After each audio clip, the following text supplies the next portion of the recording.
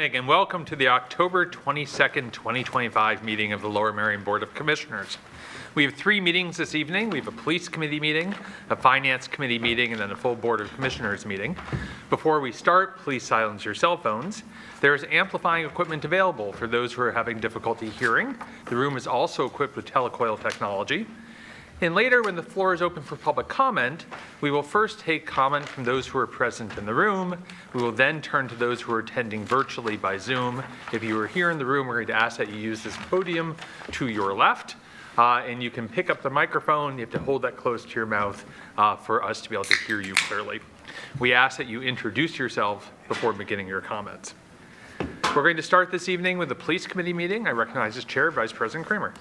Thank you, President Sinai. We have one item on tonight's agenda, and our intention is to refer that item to tonight's Board of Commissioners meeting for final action.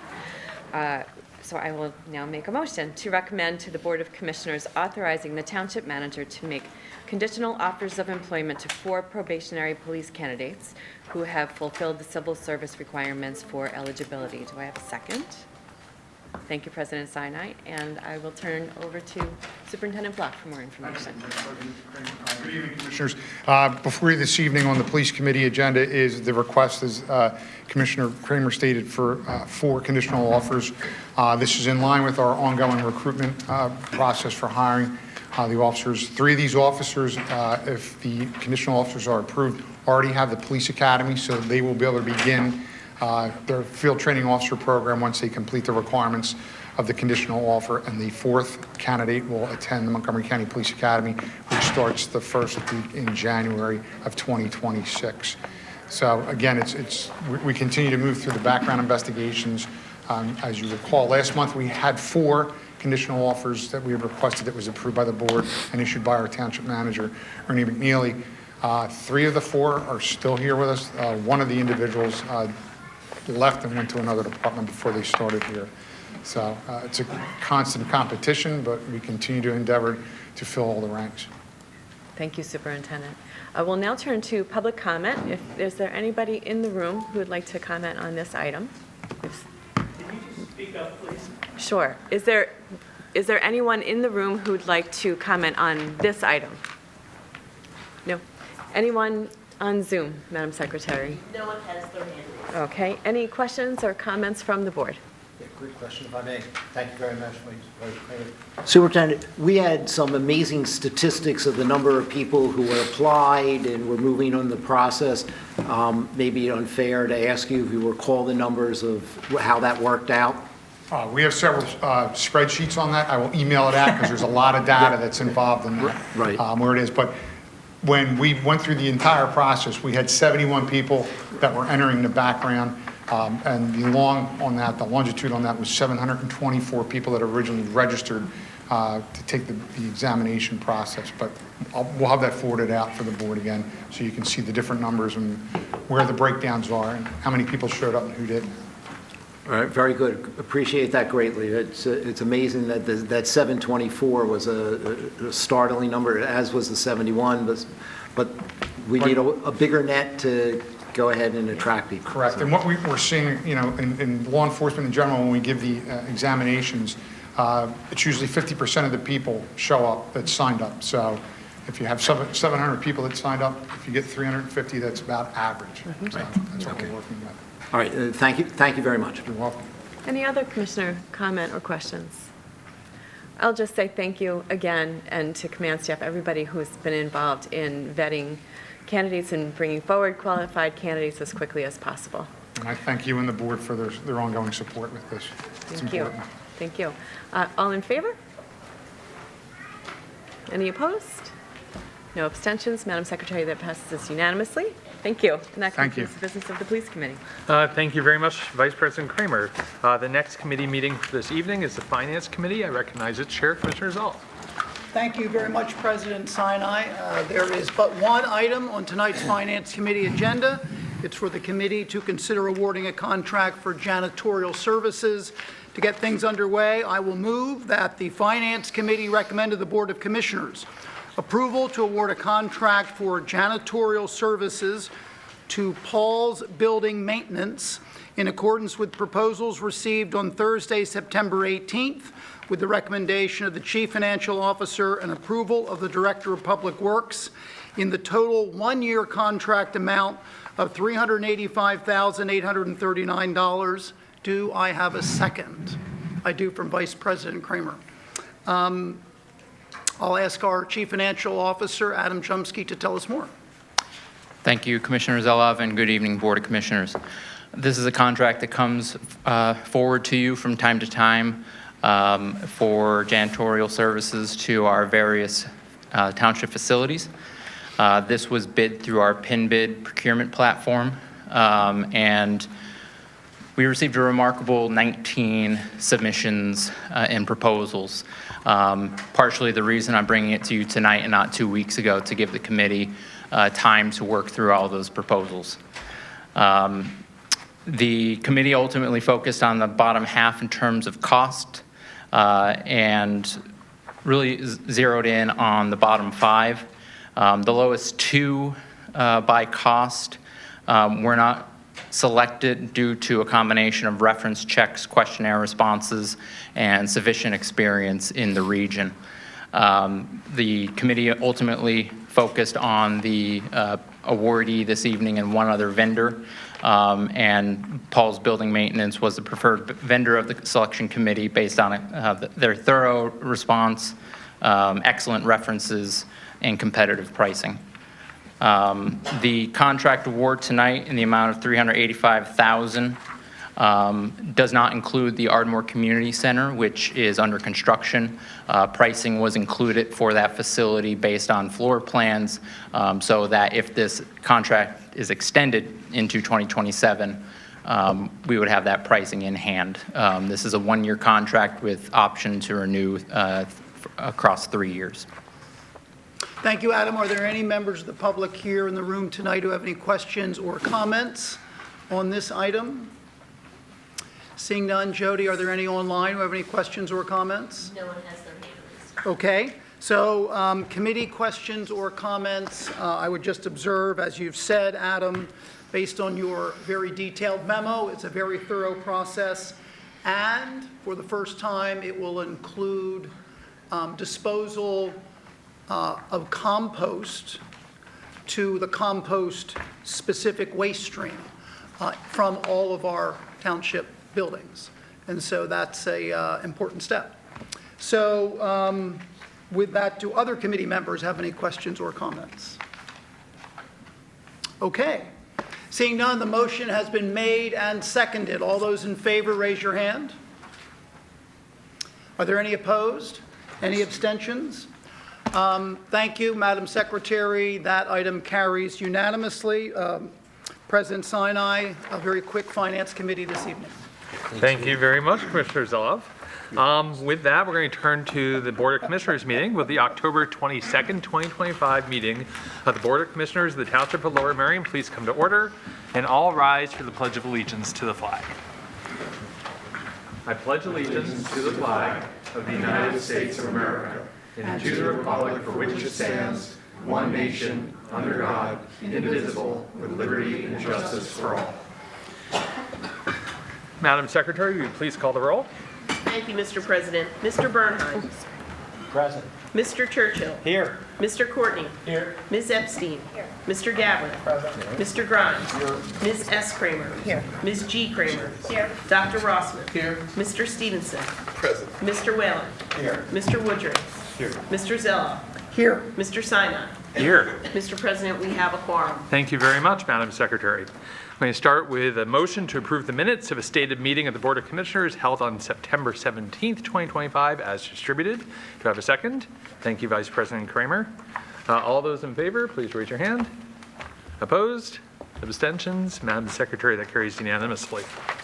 A few announcements. The board met in executive session on October 8th and then again earlier this evening regarding the following matters: litigation regarding real estate taxes and other various complaints, firearms litigation, police litigation, employee benefits, and leases with nonprofits. The township will hold an open house on Saturday, October 25th, 2025, from 10 a.m. until 1 p.m. at the Public Safety Building, which is 71 East Lancaster Avenue in Ardmore. Your agenda shows proclamations, but that is a mistake. We do not have any proclamations this evening. So we're going to turn to public privilege of the floor. Now, this is the section of our meeting where members of the public may address the board on any non-agenda items. That is nothing that, a topic that we are not discussing this evening on the rest of the agenda. We ask that you use this podium. Please state your name and broadly where in the township you live. Keep your comments to 3 minutes or less. And if there's a group of people who are intended speaking on the same topic, we're going to ask that you appoint a spokesperson, and that person can have 5 minutes. But we're going to stick to the time this evening. We'll start with people in the room, then we'll turn to people who are attending by Zoom. Does anyone in the room wish to take advantage of public privilege? Please come up to this podium.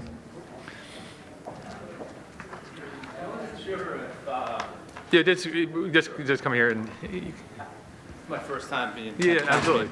Were we talking about the backpack leaf Okay, blowers tonight? so that will come next, because that Okay. is on the agenda. Okay. That will be in public comment. That will be next.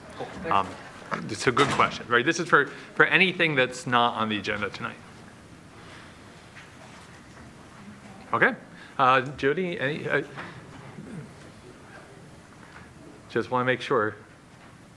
Okay. Okay, Jody, do we have anyone online? No one has their hands. Okay.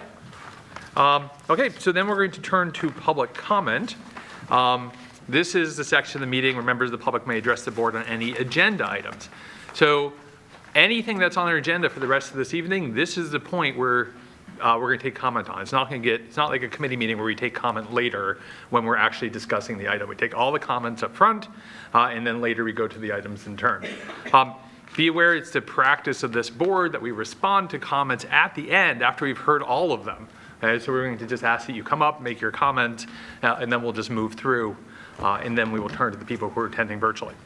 Again, the same 3-minute rules in effect. If you have a spokesperson for a group, they'll get 5 minutes. And so anyone in the room wish to take advantage of public comment?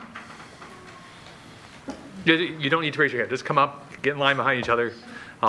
Generally works out. Hello, I'm Beth Mark. I live in Lower Merion, Ward 12. I'd like to speak to the gas-powered leaf blower ordinance both from the perspective of a resident and as a psychiatrist concerned about the impact that the air pollution generated from these tools has on our brain function and mental health. The blower exhaust releases non-visible particles that are neurotoxins. We inhale them, they're transferred into our bloodstream in the lungs, then breach the protective blood-brain barrier to the brain. The particles act like a virus or bacteria. They create an inflammatory response in the brain, damaging neurons and the supporting brain cells, and they alter genetic expression critical to our mental health. It's worth spending my remaining 2 minutes listing the specific neuropsychiatric impacts on humans throughout the lifespan. I have resources and sources if you're interested later in how I got this data. Prenatal development, the pollutants cross the placenta. They interfere with fetal brain development. Exposure to these pollutants is associated with increased risk of autism spectrum disorder, lower IQ and cognitive performance, and increased risk of ADHD. Infants and young children, the developing brains in these folks are especially vulnerable to these toxins. Exposure to these pollutants is associated with delays in language, memory, and executive function, increased risk of behavioral disorders, emotional regulation problems, and higher incidence of childhood anxiety and depression. Adolescence. Exposure is associated with decreased academic performance and attention, increased risk of depression, anxiety, and impulsivity. And recent research is showing a relationship between short-term air pollution exposure and spikes and increased suicidal thinking and psychiatric ER visits by teens and young adults. Adults. Long-term exposure is associated with increased risk of depressive and anxiety disorders, cognitive decline, and increased risk of stroke and vascular dementia. Older adults, 65 and up, exposure linked to accelerated rates of cognitive decline, increased risk of Alzheimer's and Parkinson's disease, and increased risk of depression. So this is a problem that affects all of us, residents and leaf blower operators alike, and affects us throughout our lifespan. I thank the commissioners for bringing this ordinance to this point and hope that an end date for the use of gas-powered leaf blowers can be set as soon as possible. Thank you. Okay, thank you. All right, to remind people, please, if you can put your phones to silent, that'll be very helpful. Thank you.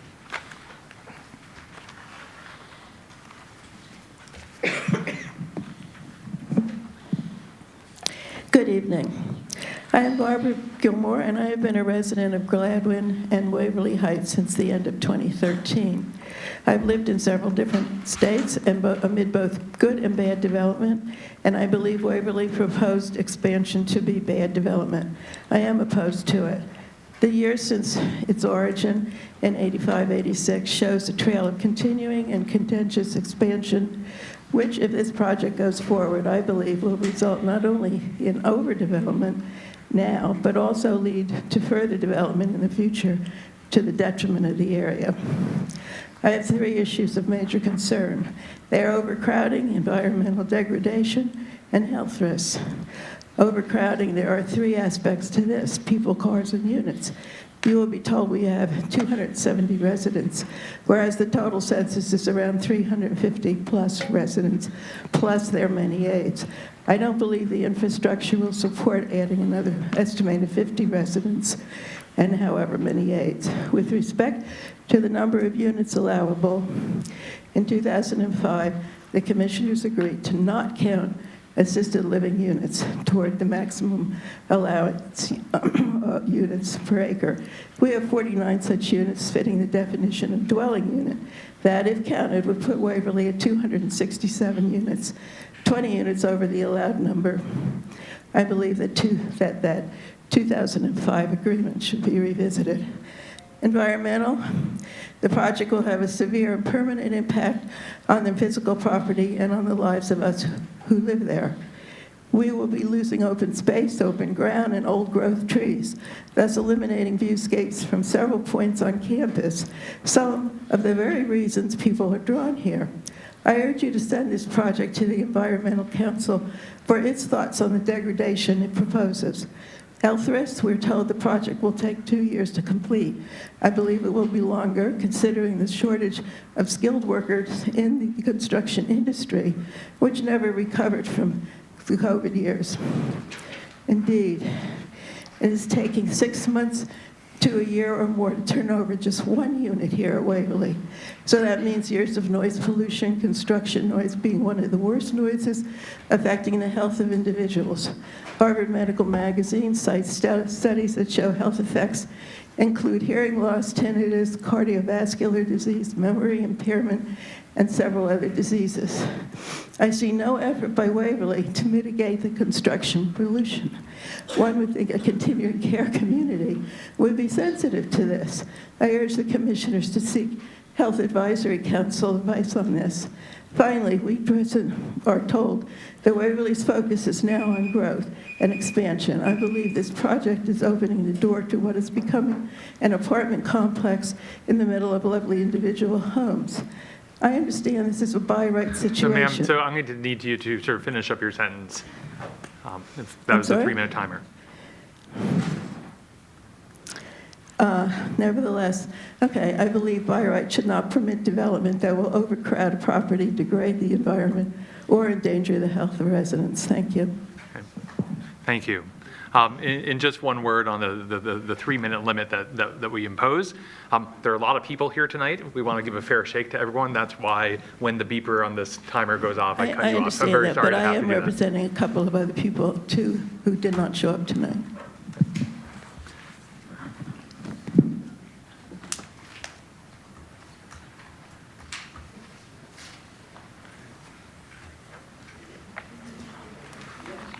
Anyone else want to take advantage of public comment? Yeah. Come on up.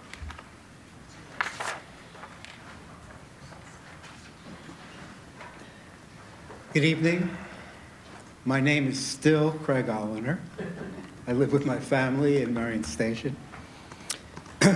The township's comprehensive plan recommends measures to strengthen tree canopy and encourage tree planting through outreach and incentives.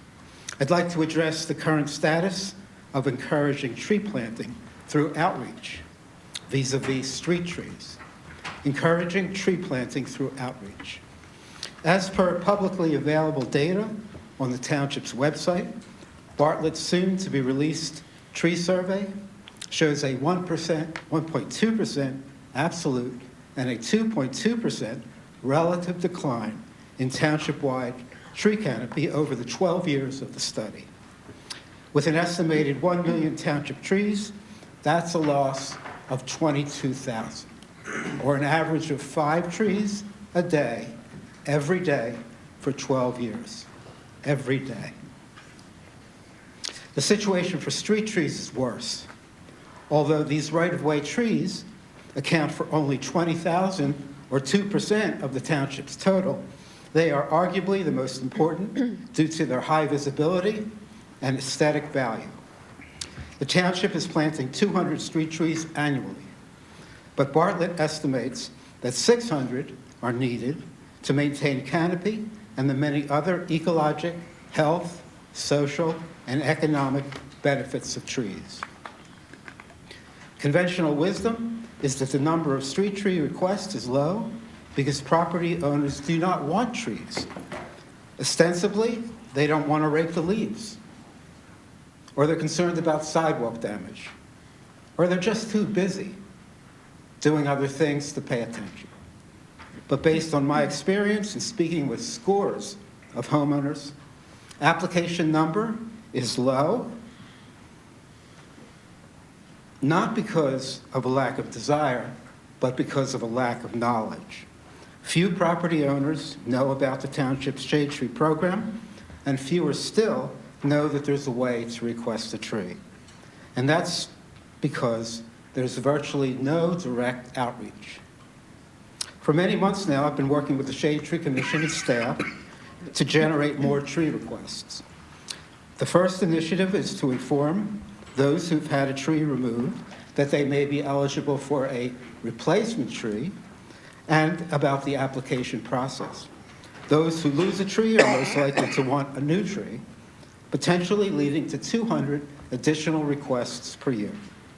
The second proposal is for volunteers to distribute door hangers to property owners, apprising them of the township's street tree program and the method by which to submit an application. So Mr. Eleanors, you get one more sentence as well. Okay. As the Board of Commissioners considers the fiscal year 2026 budget, I encourage you to do whatever is necessary to mitigate canopy loss and grow trees, grow canopy. Thank you. And thank you.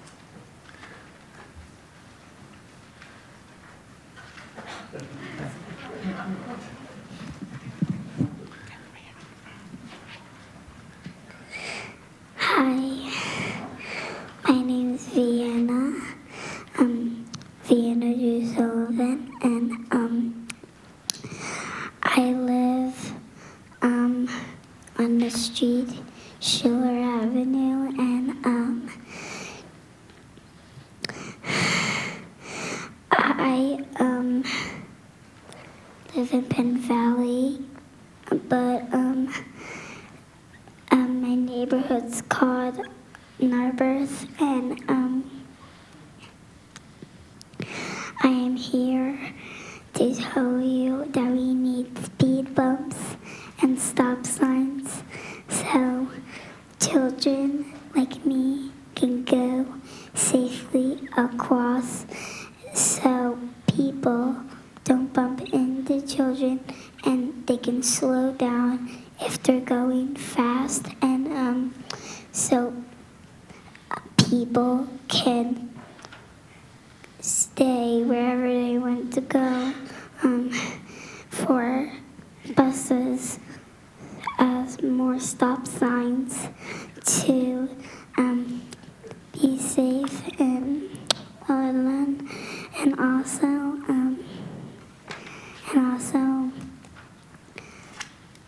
thank you to all of you and to our community. And also, I wanted to tell you that speed bumps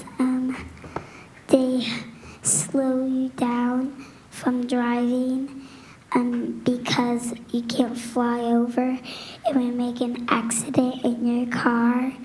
And that's it. And thank you to all of you. So we live on the block of Schiller right behind Acme on Montgomery Avenue between Brookhurst and Woodbine.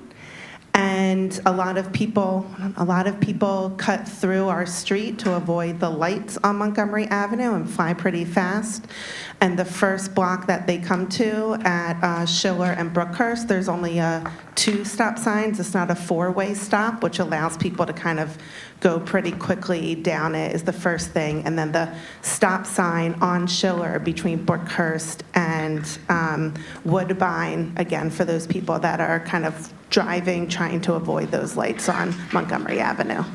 Yes. I want to say One more thing? One more thing. I love you.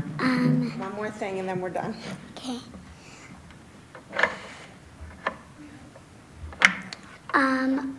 Also, I wanted to tell you all.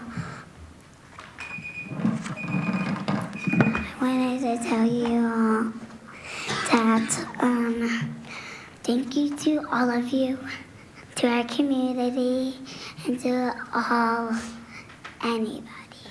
And we have our neighbors. They can raise their hand, who are all here to support this cause. And That's it. You're good. and I'm Daddy.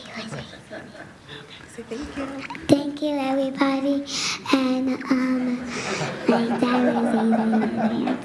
Go ahead, post the 3 minutes. You gave her a mic. Thank you. People have found a loophole around the time rule. Hello, my name is Bob. I grew up in Gladwin on the other side of the tracks in So, River Road. Mr. Bob, we're going to need the last name. Weaver. Okay, thanks. Yep. Now I'm in Penn Valley now. So growing up River Road, kind of doing things myself my whole life. A few years ago, though, I bought that larger property in Penn Valley, and it's been a dream come true. But maintaining it is no small task. I care deeply about the environment. Just this year, a couple months ago, I put solar panels on my roof because I love the idea of the sun powering my home. I want to do my part, but I also have a realistic view of what it looks like when it comes to maintaining my property. And I love the trees. Gentlemen, I'm all about the trees. I have like a small orchard, so love it. Brings me to the issue of the gas-powered equipment. I've seriously considered switching to electric tools, really have. Again, early this year, in the anticipation of solar power, I tried one of my friend's Milwaukee weed whacker, and I had to go through 3 batteries before I was even halfway done. The following week, I borrowed a friend's couple of different weed whackers that his grandfather started in this township, the landscaping business, like 100 years ago. So gas-powered tools were more powerful. They got the job done faster, and I didn't have to stop in the middle of the job because I had run out of power. A couple of years ago, when I purchased this property, I bought a gas backpack blower. And honestly, it's been life-changing. I lived in this 2-story house now, and I climb onto the roof. I clean the gutters of all of the twigs and the leaves, and this last year there was an insane amount of acorns. So if I used to do it with a corded blower and just being up 2 stories with 200 whatever feet of cord, it's risky. At 1 story, I might live, but 2, not as much. Another thing is even the most powerful backpack blower doesn't compete to a mid-size. I just have a normal off-the-shelf backpack blower, and it's amazing. I'd probably have to spend 3-4 times as much to get close, not even really to the same level as what I could with what I currently have. That same friend that lent me the Milwaukee tool said he has an electric battery blower, and it drains the batter faster than any other tool that he has. So realistically, to even get close to what I currently have in my gas backpack blower, I'd spend over $2,000. And I'd have to test them, but that same guy, that he did some testing and said that He doesn't know how he's going to do it. Almost all of his clients are in this township. It's going to hinder his business like a lot. Not asking you to disregard the environmental concerns. I share them with you, but I'm asking you to weigh them against the real-world impact of the ban would put on residents like me. A total ban on gas-powered blowers would put a serious strain on thousands of Lower Merion homeowners, landscapers, and business owners in this township. Thank you very much.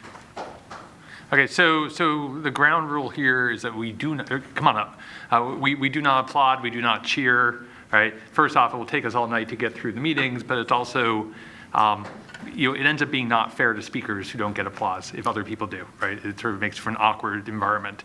We can listen respectfully to everyone. Come on in. Go ahead, sorry. I'm Allison Trout, and I'm from Wynwood, specifically Penn-Wyn. On behalf of the congregation of the Penn-Wyn Presbyterian Church and the students, families, and staff of our school, we write to convey our deep and urgent concerns about the proposed opening of a smoke shop, tobacco, vape retail establishment approximately 35 feet from our school building. Our preschool, kindergarten, and latchkey programs serve 150 children each school day, and our church supports children, families, and the surrounding community. We respectfully but firmly ask that the Board of Commissioners impose strict conditions on any permit or zoning approval for this use, given the significant risks to children, safety, health, and educational environment, and the compatibility of the land uses in our community. Our concerns are a proximity to children. These 150 children, ages approximately 2.5 years old through 10 years old, are on our premises every school day. A retail business specifically selling tobacco, e-cigarettes, or vape products opening a mere 35 feet away from the school poses a tangible risk of exposure, solicitation, marketing to minors, loitering, and increased traffic and pedestrian hazards. As a school and a child care environment, our facility demands extra buffering from adult-oriented, high-risk retail uses. It is widely recognized that tobacco and vaping product retailers should not cluster near schools where youth are especially vulnerable. There are health and developmental risks. The zoning, land use, and compatibility for public welfare. The township zoning framework states that the zoning code exists to protect public health, safety, and welfare by separating incompatible uses from each other. In the case of a retail whose core business is the sale of tobacco or vaping products, placing it at 35 feet to a school or church community is plainly a case of incompatible use. Young children, parent pickups, drop-off, traffic, school play areas, and a business model oriented towards adult and potentially vulnerable users. Furthermore, the zoning code amendment packet of the township indicates that this is a smoke shop and it's being added as a specialized retail use under certain districts and subject to additional standards. It is legitimate for the township to apply special conditions on such uses, setbacks, hours, signage, prohibition of minors on premises, and buffering to ensure that the businesses will not adversely impact the community institutions such as our schools. In light of foregoing, the Penn-Wyn Presbyterian Church and School respectfully urge the Board of Commissioners to take the following actions. Please deny the permit or zoning approval for the smoke shop at this location, given the proximity of 35 feet to a school and the attendance risks. If the approval is considered, impose strict conditions, including but not limiting to a minimum buffer zone substantially greater than 35 feet, hours of operation that exclude the times when children are arriving and departing, prohibition of any outdoor display of tobacco or vaping products visible to the street or sidewalk, implementation of age verification and monitoring or reporting so the township can ensure compliance and swift enforcement of any violations. Thank you. Thank you.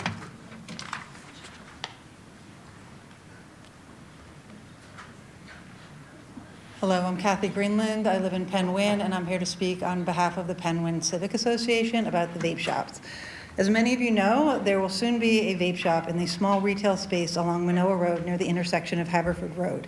The front entrance of that shop will be 300 feet from the main entrance to the Penn-Wyn Presbyterian Church, less than 500 feet from the entrance to the daycare at the church, directly across the street from the synagogue, 500 feet from the entrance of the Penn-Wyn Library, and 250 feet from the site of a new reading garden at the library.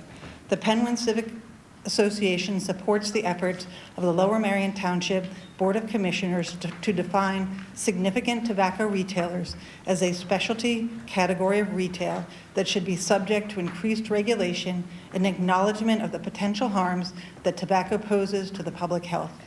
We encourage the commissioners to establish a buffer around this category of retail to separate tobacco retailers from each other, from uses such as schools, religious institutions, and daycares, and to limit the operating hours of significant tobacco retailers. Thank you.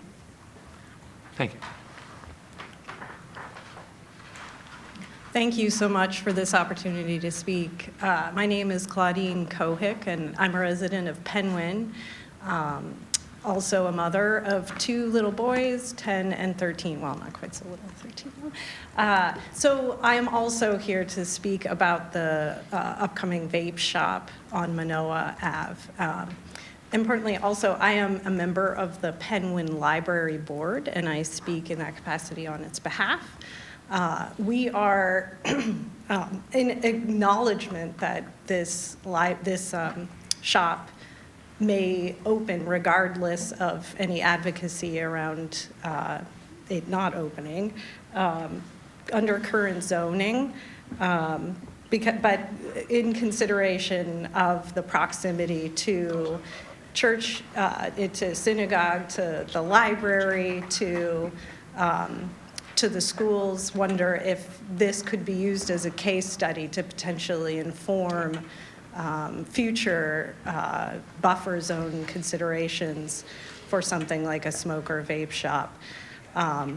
So in specifically regards to the library, our future garden project, which we're excited to break ground on next year, will be in full line of sight to the back of the vape shop. So it'll be a short distance from the smoke shop, and in light of that, and in consideration of the fact that we have a lot of programming specifically for youth, that will then be outdoors in the future garden, we want to ensure that there's all considerations around potential regulations, around the hours, and around the potential for loitering, and whether there can be a local effort, in light of the fact that the Clean Air Act doesn't include vaping, a local effort to really band together and consider how we can regulate the use of the products outside the shop. So recognizing that it may not be possible to necessarily block the advent of the opening of this shop, given current zoning, hope that it can be a consideration to future buffer zone regulation, to think about this as a case study. But I do wonder what the township can do in light of its upcoming opening to ensure these operational regulation and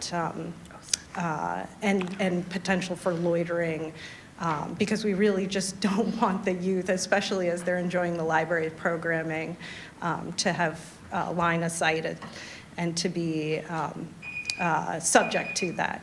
Thank you very much. Thank you. Okay, we're still open for public comment on agenda items. Good evening, Commissioners. My name is Edward White. I live on Clarendon Road in Penn Valley. I'm here once again to speak against the proposed ordinance for the gas-powered, against the gas-powered leaf blowers. I did a bit of research, and I have a spreadsheet here if you would like this copy, or I can email it to the board if that's what you would prefer. Summarizing it is very difficult to compare apples to apples. Many of the issues related to battery-powered units are that they, you can purchase different size batteries and chargers, and obviously this affects the runtime and the recharge time. I tried to pick units that typically came with the units, and were part of the package deals. The power CFM significantly affects the performance. The noise levels are less than the noise levels for gas-powered units are greater than that for electric, but not significantly enough to address many of the issues that were brought up last week, or excuse me, at the last meeting. And this you can see in the spreadsheet. The dust debris is dependent on the CFM and MPH of the blower. Gas and electric powered blowers with the ability to clear lawns or township properties will be the same. The environmental impact to using the current technology may, and I stress may, be greater with battery units than when considering the full lifestyle costs for gas versus electric. And you perform that complete analysis given the potential cost for the production and disposal of battery-powered units. The cost for battery units of comparable power to a gas unit will be substantial and ongoing. For ones that generally you would meet in commercial units, it's almost $1,000 for a backpack, and I'll get into that in a second, how long they last. Although I cannot find actual numbers for some of the manufacturers on how many recharge cycles and batteries can accommodate and still perform at their design level, I did find some generalities that batteries can be recharged 300 to 600 times with some of the more expensive, like the $1,000 units, Husqvarna, 1,500 times. It is possible that given the heavy use of the township, not to mention landscape contractors, if you recharge the batteries 4 times a day, you might need to purchase the lesser batteries nearly every year or every other year, and the expensive batteries every 3 to 5 years. The batteries are very expensive, and the more commercial units require multiple batteries. I agree with the Parks and Recreation Department determination that currently the technology is not there to meet the township's needs, not to mention landscape contractors. What I heard at the last meeting was from persons who live in areas of the township where their properties are smaller, i.e. Bala and Marion Station, and closer together. Their concerns are understandable. That said, my perception is that the majority of properties are larger and further apart, making the issues more impactful. One last sentence? One last sentence. Okay. I agree that eventually going electric is appropriate. Reducing CO2 emissions is what the community should strive to achieve. Unfortunately, currently and realistically, the technology is not there to meet the township or landscape contractors' needs. This is there to meet the homeowners' needs that perform limited times on their own. Thank you very much. Okay, thank you. Would you like me to email the? You can give a copy to the township secretary, and she can Okay. distribute it to the board. Who's the township secretary? She's in blue over here at the end of the dais. Okay. Public comment. Hi, my name is Harper Peters, and I live near Kinwood Elementary and Bala Kinwood Middle School. I come here to... Can you speak up? Yeah, you'll need to speak louder, sorry. Can you speak loud? You can pick up the microphone, put it right close to your mouth. We'll just restart that. Yeah. Hi, my name is Harper Peters, and I live near Kinwood Elementary and Bala Kinwood Middle School. I came here tonight to talk about the safety of the crosswalk behind the school at the intersection of Manayunk Avenue and Greenway Lane. I'm speaking for myself, my friends, and neighbors who use the crosswalk to get to and from school. I often walk to school with my friends, and I feel like we should be able to feel safe walking across the crosswalk that has been put there for us to use. We all have to walk home at different times, not only when school starts and ends, but also after sports or clubs. And many times there are speeding cars on Manayunk Road that make it unsafe. I have had a personal experience where one time I had looked both ways and I was halfway across the crosswalk when suddenly a car came speeding up the hill. I thought it would stop and wait for us to finish crossing, but instead it swerved around me and my friends and it didn't stop at all. There was a traffic study done about this situation. The average daily traffic on Manayunk Road is around 1,200 cars in each direction.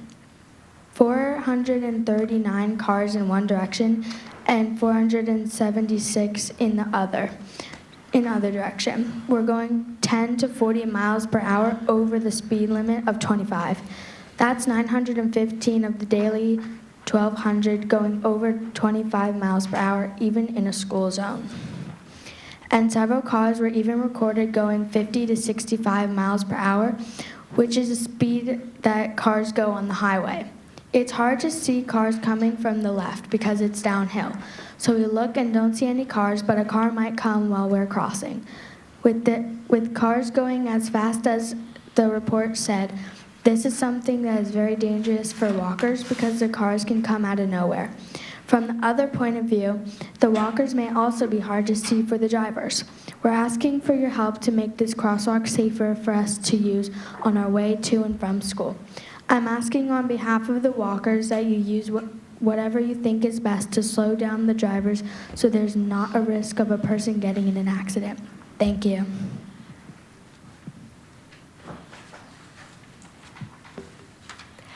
Hi, my name is Hannah Aaron, and I'm a student at Balakinwood Middle School. I have been affected by speeding cars on the crosswalk of Greenway and Maniac Road during school hours, and I'm here to help address this issue. I'm just a kid, and I know that might make what I have to say seem less important, but my friends and I will come from school on these streets every day, and our safety is not a game. When we are laughing, yelling, or just being kids, we might not always be paying attention to the cars that speed down our back roads. That's a risk we shouldn't have to take. Once, a couple of my friends and I were walking down the street, completely involved in an in-depth conversation about test answers or complaining about how little time we had for recess as we crossed the street, and we almost didn't see that car that was zooming down the road. People on the curb had to shout and yank us back from the road. The car sped by without ever slowing down. It was a terrifying reminder that drivers don't always see us and that could have serious consequences. If we could get the cars to slow down, especially during school hours, that would make a huge difference. It would force drivers to slow down and pay attention to their surroundings. The chances of a kid like me getting hurt would instantly drop. It is a minor change for the township, but a potentially life-saving one for the kids in our community. Thank you for your time and consideration. Thank you.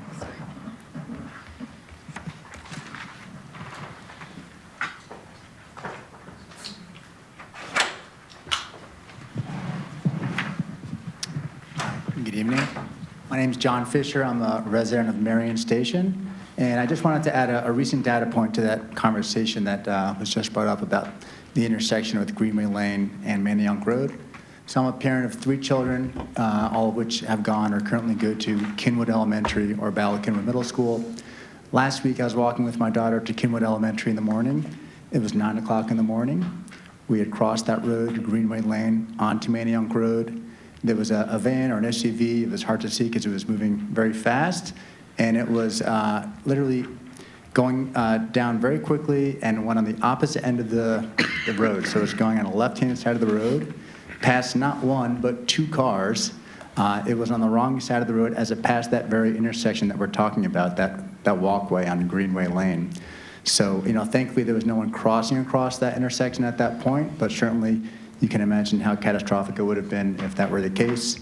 Even a car, that would have been also a disaster if there was a car turning on to Manayunk Road. So I just thought it was relevant to come because that's a very recent data point.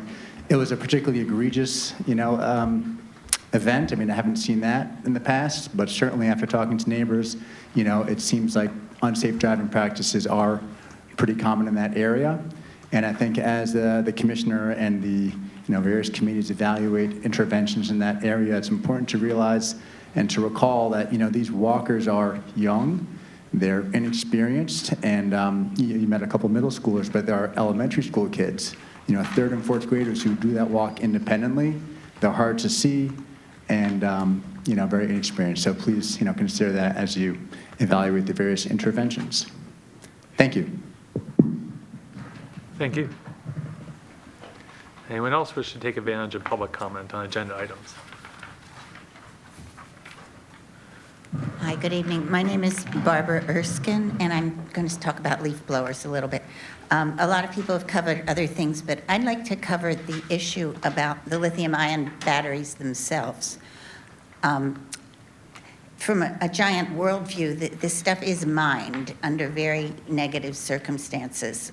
Lithium and cobalt, manganese, nickel, these are not easy things to get out of the earth, and there's a tremendous amount of environmental damage doing that. And the batteries can last 2 or 3 years or 300 to 500 charge cycles for the smaller ones before they experience significant degradation. So if you figure each one lasts an hour and they only last 500 hours, and your guy's working a 10-hour day, he's going to have to replace these every few months. And so, and even for my smaller one, and by the way, I do wear ear protection, they're not silent, the battery's $180, so that's a substantial amount of money. So putting them in landfills can cause profound and lasting damage to the groundwater, as the leachate contains the aforementioned metals, but also electrolyte products like hydrofluoric and hydrochloric acids.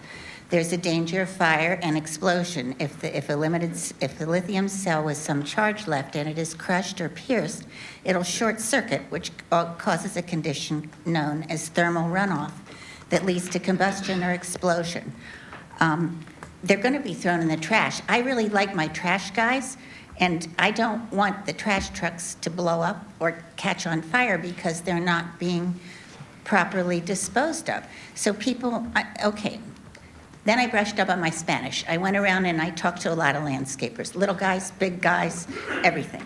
So enacting the program would mean that they would have to buy and maintain 2 sets of equipment if they want to work in Lower Merion, and the rest of the world too.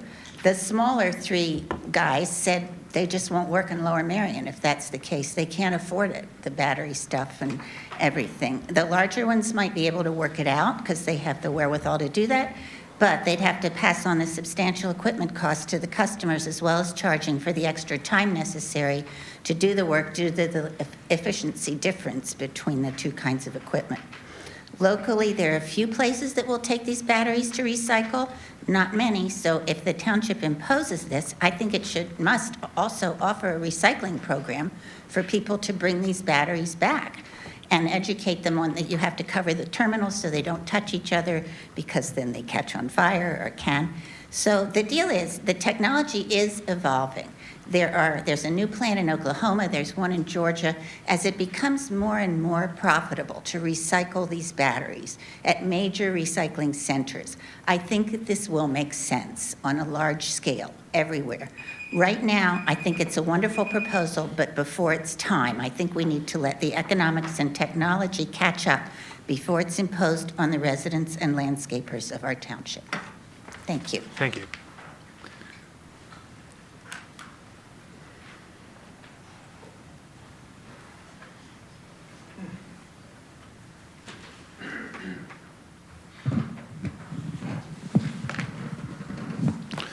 Hi, I'm Dave Barron. I live on Ivy Lane, just down the hill from where the Tesla burned a few years back. And so I've learned a lot about the problem with lithium-ion batteries. I think the proposal as written by the township staff on let's go with a seasonal ban, and then we'll re-examine when the technology gets there, I think that's right on the money. That was exactly the right idea because the technology's not there. I started out by buying an electric leaf blower and couldn't keep up, and I had to go get the gas one. The technology's not there, and the real problem is the lithium-ion battery. The electrolyte inside of it, the liquid, is flammable, and so you have things where if they're damaged, they have a tendency to spontaneously burst into flame. In California, they found it takes 7 times the water to put out a lithium-ion battery car fire than a regular gasoline car fire. These things burn hot. They will burn even when you're putting water on them. They're really a mess. The problem is not just physical handling. If you damage it, you puncture it, now you have an unsafe battery that no recycling center on the planet wants to touch. But the problem also goes to, even if you're doing it right, Boeing still wound up with a massive grounding because the best battery company in Japan couldn't turn these things out. And as you've seen, 10, 15 years of technology, we're still not there because now they're starting to have tens to, I think we're up about 50 airplane fires in the past in 2025 from these really small ones in overhead bins. Korean lost an entire airplane last year to this. Nobody was injured, they evacuated it. But the lithium-ion battery is a technology that didn't quite work out the way I think everyone had hoped.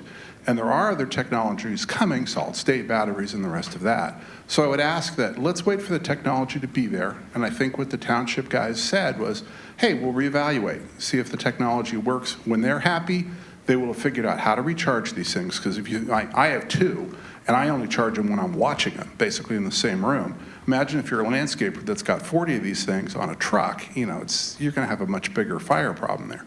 So I just ask, let's wait for people to figure out how to do it. If the township wants to be the ones to do that, all the better. And once we understand how to make this work, then we could roll it out with no more gasoline leaf blowers. But I love the idea of the seasonal ban because I think all of us can agree the yards are overblown.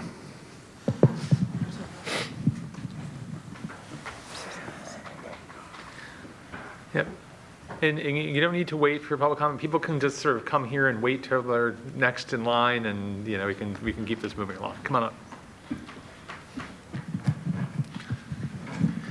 Hi, how are you? My name's Jeff Lorenz. I'm a resident of Narberth Borough, and I'm the founder of Refugia. We're a ecological landscape design build.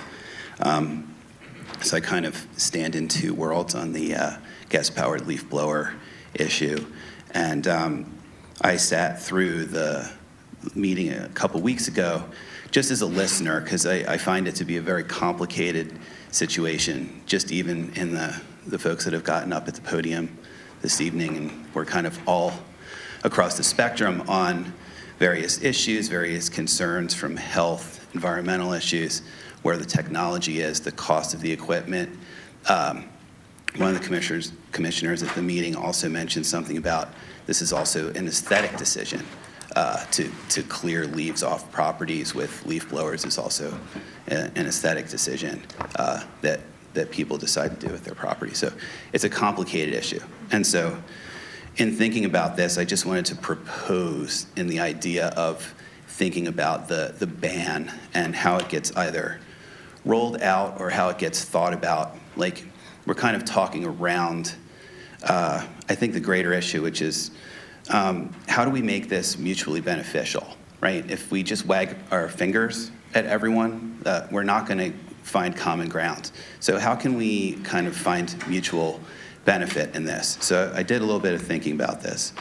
And I definitely think it would be great to incorporate a rebate program, which I know was mentioned by one of the other commissioners, I believe, at the meeting, and really thinking about how to do that, and especially to incentivize contractors.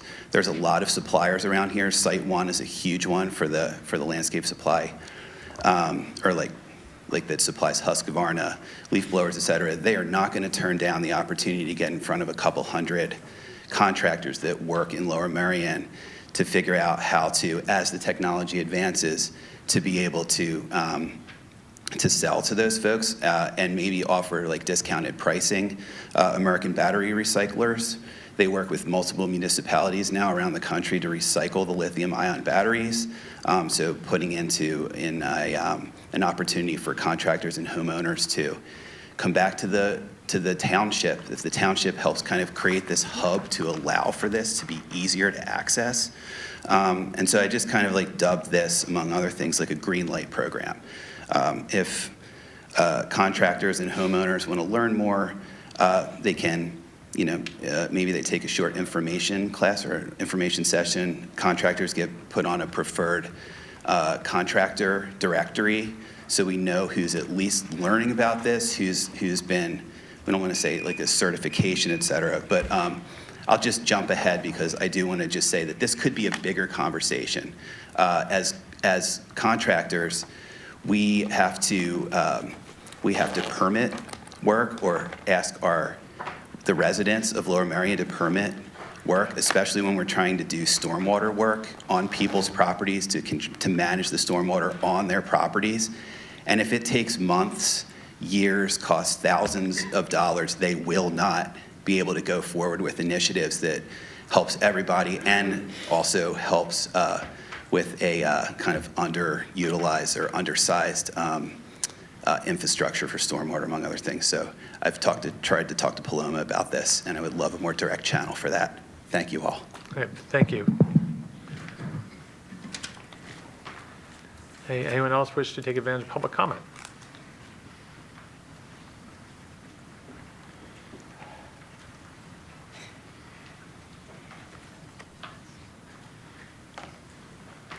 Good evening, Commissioners. My name is Gerhard Art.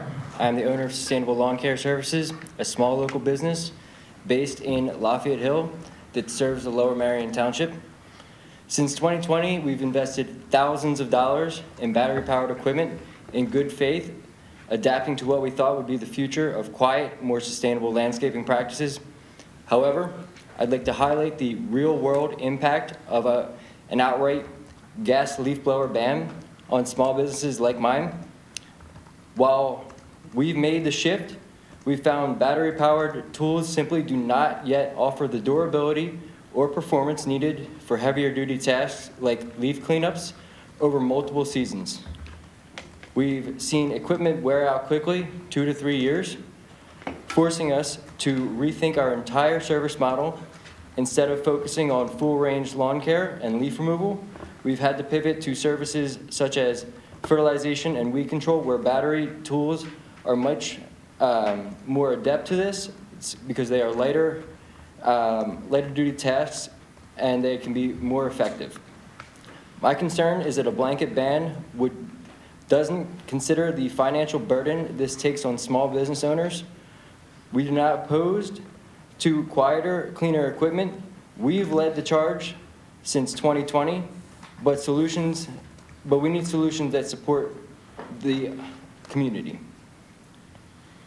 For example, enforce reasonable sound ordinances that apply to all equipment equally.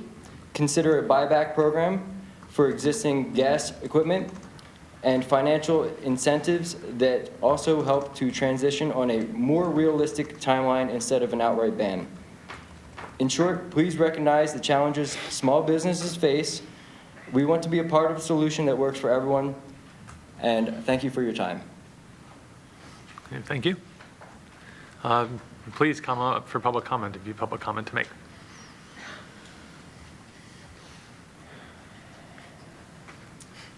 Hello, my name is Jerry Jacobs. I live in Marion Station.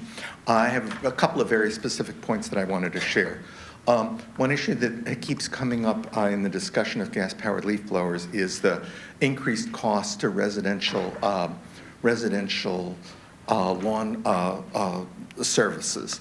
I've systematically examined the data on 7 different communities, 5 of which have already adopted the gas-powered leaf blower bans. Those are White Plains, New York, Maplewood, New Jersey, Montclair, New Jersey, Bethesda, Maryland, and Chevy Chase, Maryland. And I've compared the cost of lawn services in those 5 communities to Bryn Mawr and to Bala-Cynwyd. I did an apples-to-apples comparison. I looked at quarter-acre lots, half-acre lots, full-acre lots, weekly lawn service, bi-weekly lawn service, once-a-year lawn service, and solely fall leaf pickup. The systematic analysis that I've been able to compile suggests that there has not been a significant increase in costs in those communities that have already adopted this kind of full-year ban on gas-powered leaf blowers. I'd like to make 2 other points very quickly.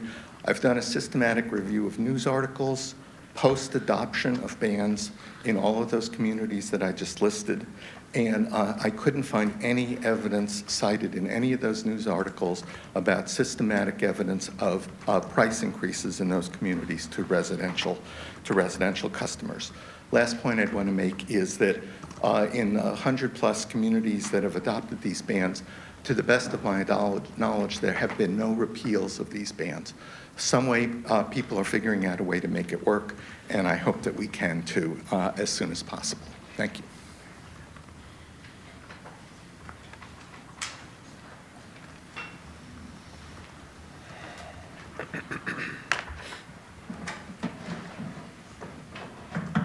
Good evening. My name is Sarah Tarlow. I live in Wynwood, Ward 5. Since it's been raised this evening, I would actually like to address what are the real economics of the transition from gas to battery. According to a 2025 Consumer Reports analysis, quote, years ago, cordless leaf blowers were little more than overpriced novelties designed to comply with rigorous local noise regulations. But that's no longer the case. Today's battery leaf blowers can match or even beat the performance of gas models, unquote. In their rigorous independent evaluations, the top-rated battery leaf blowers outperform the top-rated gas blowers. For instance, the EGO LBPX 800 battery backpack produces about 26 newtons of force and delivers 800 cubic feet per minute at about 190 miles per hour, measures that compare favorably to gas blowers. Battery blowers offer instant start-stop ability and no oil mixing or refueling downtime, so crews using them complete jobs in the same amount of time as those using gas. Cheaper fuel, maintenance, and liability costs with less refueling time combine to yield big cost savings. Not surprisingly, municipalities that have enacted gas bans report the result is a lower total cost. Commercial backpack battery blowers do cost more to purchase. However, if you include battery costs, it's roughly $1,500 versus $650 for a gas blower. But it's the total cost of operations over time that tells the real story. In 2023, the University of Pennsylvania reported that fuel and maintenance savings of about $1,100 per battery per unit per year offset initial purchase costs within 2 years. After that break-even point, contractors earn higher profits than from gas, and total cost has decreased since 2023 as technology has improved and purchase prices have gone down. And in municipalities that moved to using only battery blowers, including for large parcels, for example, in Montgomery County, Maryland, customers have not seen price hikes due to increased costs. Indeed, there are no media reports about price increases or of landscapers going out of business following a transition to battery power. A 2025 Georgetown Environmental Law Review article notes that bans, when challenged in court by landscapers, have been upheld because those bringing challenges lack facts to substantiate their claims of economic hardship. The evidence here is from trade journals, manufacturer specifications, independent research, government websites, and case law. When we look objectively at the numbers, the economic picture is clear. It's lower overall costs for landscapers with battery power. Thank you so much for your attention to this. Thank you. Hi, my name is Susan Greenberg, and I live and work in Bala-Cynwyd. I'd like to thank the commissioners for the proposed ordinance that reflects their concern for the health of township residents and those who work here. I'll address this question. What about the indirect community costs of gas blowers? At the October 8th meeting, Lower Merion resident Nick Cronin reminded us that when we talk about cost, we often forget who really pays. Every resident and worker bears the indirect costs of gas blowers. Here are some facts about how air and noise pollution increase healthcare costs. Carbon dioxide, along with fine particulates and nitrogen oxides from gas leaf blowers, aggravate asthma and heart disease. Those pollutants translate into hospital visits, missed workdays, damaged lives, and premature deaths. And, as Penn Environment has reported, our county has the worst emissions in the state. The World Economic Forum reported that health-related air pollution costs United States communities $820 billion annually in economic losses. Applied proportionally to our township's population, that's $35 million per year. Yes, $35 million a year in hidden social costs, borne through insurance premiums, medical bills, and lower worker productivity. None of that shows up in a landscaper's invoice, but it does land on our collective balance sheet. Noise has its own price. The World Health Organization in 2023 calculated that chronic exposure above 55 decibels outdoors shortens average healthy life expectancy due to the cumulative toll of lost sleep, stress, and cardiovascular strain. Community-wide savings from noise reductions are tangible. Fewer ER visits, improved school performance, greater productivity for those working from home, and higher property values because people want quiet neighborhoods. You've been hearing from some landscapers that a prohibition against gas blowers will cost them money, but keeping gas blowers costs everyone. The Icahn School of Medicine at Mount Sinai in 2024 found that for every dollar invested in emissions reduction, municipalities save $5 in avoided healthcare and lost productivity costs within 5 years.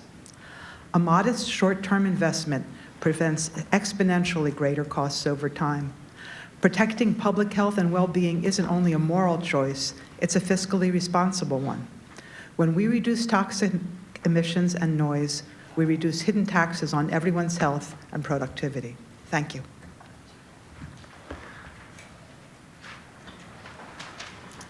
Hello, my name is Paulette Jelinek. I live in Haverford and have since 1975. With my strong appreciation to you, Board of Commissioners, for providing me with this chance to speak tonight, I would like to address the important questions of, is the technology ready? That is, can electric-powered blowers match the performance of gas? I'd like to allay the concerns that have been brought up by landscapers and other people about that. In short, yes, the power is there. Independent testing by Consumer Reports in 2025 and manufacturer data show battery blowers deliver 25 to 36 newtons of force, matching or exceeding commercial gas blow models. The Stihl brand, that's S-T-I-H-L, brand's BGA 300, as one example, runs quietly at 26 newtons, comparable to gas machines. Battery blowers are commercial grade, and according to industry reports and independent evaluators, are equal to or superior to gas, as was just mentioned, in producing airflow, while reducing operating noise and not polluting the air. Crews in Montclair and Maplewood, New Jersey, complete full workdays without interruption and report fewer breakdowns because there are no engines to flood or plugs to foul. They finish their routes on time. And I'll just add that it's less dangerous in terms of fires than gas. Okay, a large volume of batteries isn't necessary, as evidence from independent sources and professional crews attest. Consumer Reports and the Montgomery County, Maryland Department of Environmental Protection in 2023 indicated that the crews operate effectively with 2 to 3 batteries per worker. Charging systems, both overnight and mobile, make this feasible. Do batteries last? According to manufacturer specifications, commercial-grade battery packs such as the Stihl AP500S are rated for around 2,500 charge cycles, equivalent to roughly 5 to 10 years of daily use. Ego brand batteries are rated for 1,000 cycles. Ego batteries have 3-year warranties, and Stihl's give 6 years, the minimum life expectancy of their batteries. When batteries are retired, they are recyclable through Coal to Recycle, and maybe Low Marin will also participate in a drop-off program. But we already have that, and it currently exists at our local Home Depot and Lowe's. The metals are recovered and reused. No hazardous waste is left behind. Some have noted, just to rush on to make my limit, some have noted that battery units weigh more than gas and that work is therefore slower and thus more expensive.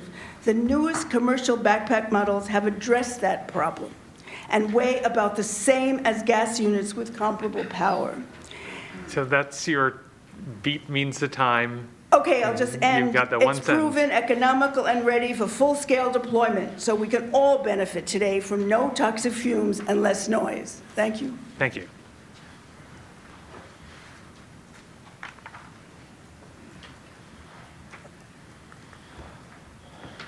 Hello, my name is Ron Stanford. I live in Penn Valley, and I'd like to thank you for giving me the opportunity to talk about this issue that has become so important in our neighborhood. I'd like to talk about runtime, how to keep battery-powered equipment working all day.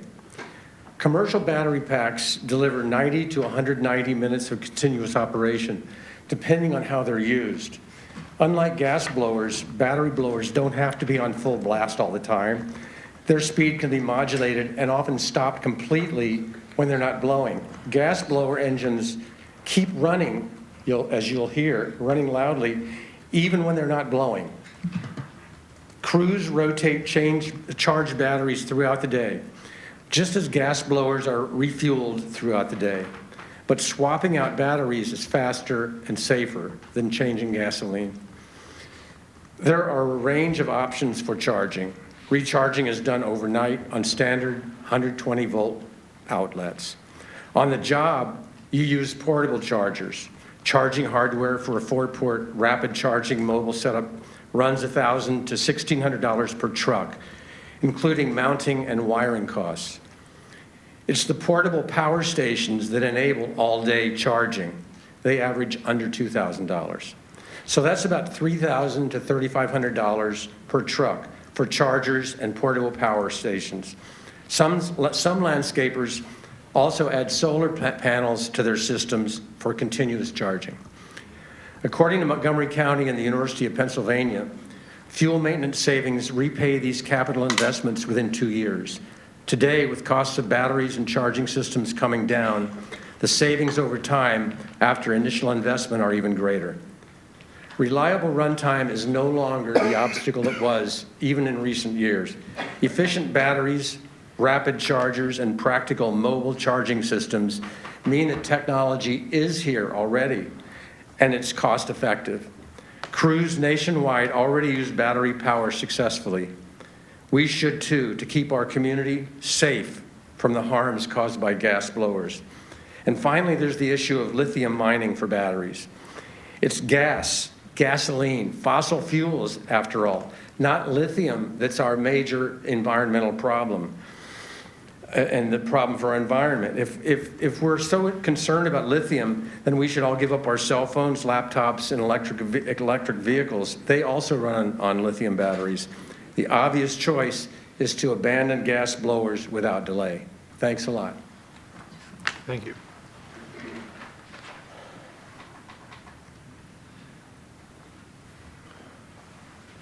Good evening. My name is Marion Williams. I live and work in Bala-Cynwyd. I would like to address the fears about landscaping businesses. Changes in technology are often accompanied by fears of the unknown. But there are no media or anecdotal reports from anywhere in the country of landscapers actually being driven out of business following bans on gas blowers. In places like Montclair, New Jersey, Bethesda, Maryland, and Evanston, Illinois, small and large contractors alike have continued to thrive. It's simple. The total cost of ownership for electric tools is lower, and customers want them. Smaller firms often start with handheld units, a few backpack blowers, and switching gradually. Their fuel and maintenance savings are about $1,100 per blower per year. Larger firms enjoy economies of scale, bulk purchasing, fleet discounts, shared battery pack banks across crews. Steel, Greenworks Commercial, and Ego, these are all brands, are currently offering 10 to 20% off fleet orders and promotion of a free battery with the purchase of 2. Pennsylvania's Department of Environmental Protection Small Business Advantage Program reimburses up to $7,000 for electric equipment and chargers. Some worry that large properties might be harder to service with a gas ban. Yet in Montgomery County, Maryland, where electric-only crews now maintain parks and campuses larger than any here in Lower Merion, operations are running smoothly. Mobile charging hubs and quick swap battery stations allow crews to work full days without interruption.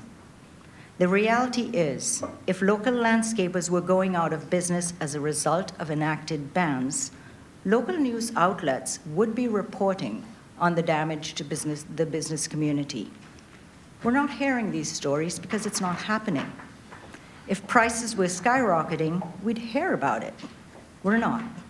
Lawsuits filed by landscapers and their allies after bans have been enacted tell the same story. They have failed because their hardship claims are unsubstantiated.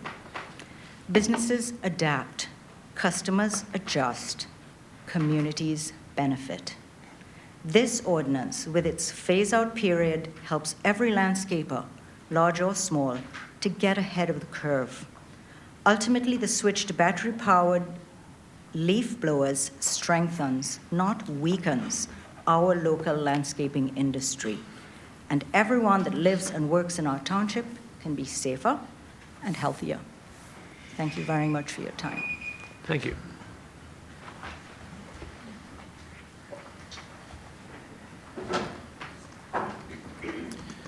Good evening. My name is Evan Mackey, and I drove here in a big lithium battery from my house in Marion Station, which has a big lithium battery in its basement. I'm unconcerned about either one of them spontaneously catching fire. I know this from my personal experience, having converted to electric some years ago, as well as in my professional capacity as the head of pricing for a large commercial insurance carrier. That is also how I know that the frequency of EV fires is actually 98% lower than internal combustion engines. Modern commercial batteries used in blowers are not the same as those in low-cost consumer tools of 10 or even 5 years ago. Since 2023, all major manufacturers have certified the battery packs to UL 2271 and UL 2580 standards, which include rigorous testing for crush, puncture, and overcharge. The National Fire Protection Association reported last year that professionally managed outdoor power packs show fewer than one thermal event per 10 million units of service, a rate far below that of gasoline fires from spilled or stored fuel. Just as there are no media reports of landscapers going out of business or passing astronomical costs to consumers, there are no reports of battery blower fires. It's not happening. Fire departments across the country receive standardized guidance from UL Solutions on safe storage and transport. Even the insurance industry, as I said, classifies battery packs as low risk when properly housed. The EPA estimates that small engine fuel handling causes more than 17 million gallons of spills annually in the U.S., each of fire and pollution risk. Moving to batteries eliminates that threat. They're safer. In short, when landscapers mix gas and oil for their leaf blowers, and especially on sites where cigarette smoking might be taking place, this is far more combustible and dangerous.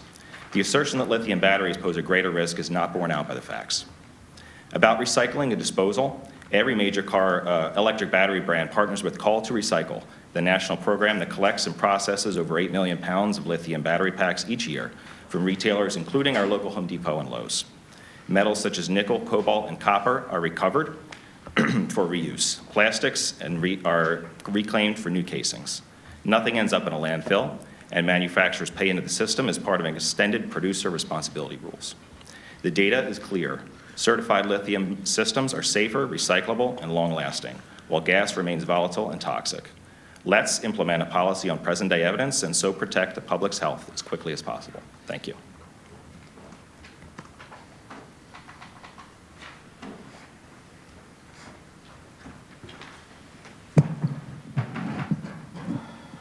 Hello, my name is Ron Munson, and I live in Marion Station.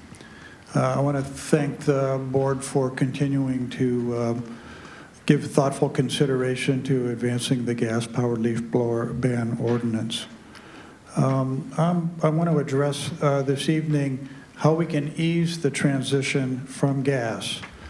Dozens of municipalities have successfully addressed this. Montgomery County, Maryland offers grants of $500 per blower and $2,000 for mobile charging systems. Washington, D.C. covers up to 75% of the cost for small landscapers. Evanston, Illinois created a loan fund with 0 interest for 12 months. Our township could allocate a portion of the sustainability fund or apply for state clean energy program grants to offer rebates for battery platforms and charging infrastructures. Pennsylvania Department of Environmental Protection's 2025 Small Business Advantage Program includes landscape equipment electrification as eligible for up to $7,000 in support. The fuel and maintenance savings from shifting to battery power pay back initial investments within 2 years, as we've heard. With rebates, the return is faster and bigger. Some landscapers have expressed concerns about cash flow during the transition. Yes, there's an upfront cost, but it's temporary, and partnerships and support can help. Gas and oil prices fluctuate dramatically. While the cost of electricity has not only been lower, it's also been more stable. In the long run, electric tools save money and improve working conditions. Of course, it takes investment in training to ensure smart use of new technology. Our Sustainability Committee could coordinate with manufacturers like Steel, Ego, Echo, and Greenworks. They offer free information and training sessions on how to install mobile chargers, store batteries safely, train fleets and commercial crews, and more. Other free resources include learning from exemplars such as Montgomery County, Maryland, Montclair, and Maplewood, New Jersey, as well as from landscapers in our own area who already use battery power. Let's help our small businesses make the transition to create a more resilient local business community and simultaneously build a cleaner, quieter, and healthier township. Thank you very much. Thank you. Anyone else wish to take advantage of public comment? Public comment. This will be the last chance, so come on up.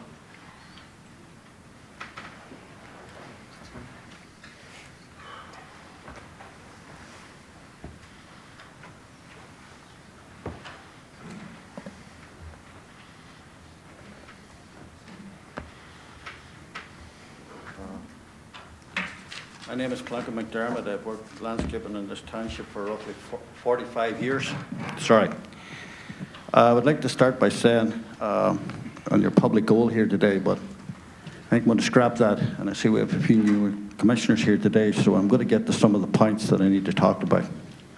As in reference for some of the public comment that was issued here tonight regarding about the strengths in backpacks versus gas, I suggest calling the company that sells them, called Sean Burke. 1/3 adequate service versus gas backpacks, regardless of price, charging stations, or whatever may be applied. They just don't work at this particular moment. So I'll go on to my points. I was going to give you a range of examples about people that work in your offices in the municipality. If you took their computers for 45 minutes a day is what you're trying to do to landscaping, what would your output of work be for the employment of the people that you serve? So landscapers will bear the financial burden of buying new backpacks, numerous batteries, retrofitting their work yards to maintain, accommodating charging stations, and increase electric cost. So who is going to pay for this? Also, will Lower Merion now have landscape trucks driving daily with large amounts of rechargeable batteries in their cargo? Is this possibly a safe hazard threat, or is the truck going to be covered by my insurance company? An example. What about the plane crash last Sunday in India that had to go out and return because a lithium battery exploded in an overhead bunker? What is Lower Merion Township going to offer the solutions for the problems that are created by this new mandate? Will they construct charging stations throughout the township for landscapers to use during work days? Will this reduce residential costs that landscapers will now need to pass on if they have to buy and maintain their own charging stations? Will Lower Merion offer financial assistance to landscapers for the significant changeover for the gas backpacks to battery-powered backpacks? Will Lower Merion offer financial assistance for purchasing large amounts of batteries? Financial assistance for reduced productivity due to the battery-operated backpacks being less powerful? What is the mandate on the township function, including parks and recreation, school districts, and residential backpacks? This is going to cause a hardship and destabilization the method that landscapers have conducted their work in this township as a legal way to earn a living that pertains to employment laws. This is why this is a Class A township, by the amount of work is conducted by landscapers. I'm embarrassed to say that we have 5 people sitting over here. We're 250 people. I don't need to mention some of the biggest names that take care of this township. Christ, Charlie Freed hires 100 people to take care of Suburban Square. So why would Lower Merion create this law as it's not a state or federal law? Is to please the minority and not the majority. Before voting on these amendments, there was a commissioner last week said, oh, I think that's exaggerated by 3-fold when I mentioned the price. So before you vote on these amendments, let's have a test by the gas pack versus battery. Let's see the results. Lower Merion can even consider to do a backpack test. Lady said it was even more powerful. Let's put it to the test. So, sir, that was the beep, so it's the same I rule know for it's your okay. else. All right, listen, we're not picking on you. We're just saying that call the people that sell these batteries, and they will tell you at this particular date. I'll give you a name, guy, Sean Burke down in Marcus Hook. He says, yeah, they're all going to get pushed, but they're inadequate to what you need. So you may go back to doing what you were doing 40 years ago. But anyway, stick to my points. Sir, I'm just trying to have time fairly for everyone. Okay. Everyone got 3 Just minutes. okay. I gave you 3 minutes. I need you to wrap up. Let me finish just one couple notes. Okay, one sentence. So has the township made an effort to create a meeting for the example of the people affected by these decisions who supply services to the industry that are used in the township? So another reason is to say, by judging by the appearance and conversations of the Township Commission last week. Sir, I'm going to need you to stop now. All right. Okay. Actually, I just want to make one comment before I finish. You're not helping yourself. I know, I'm not helping myself. Well, you know what? Public comment is not going to be taken into vain because of all these other things that have been done. So, But just the one thing I want to say, there is no due process observed here. There definitely isn't. Thank you.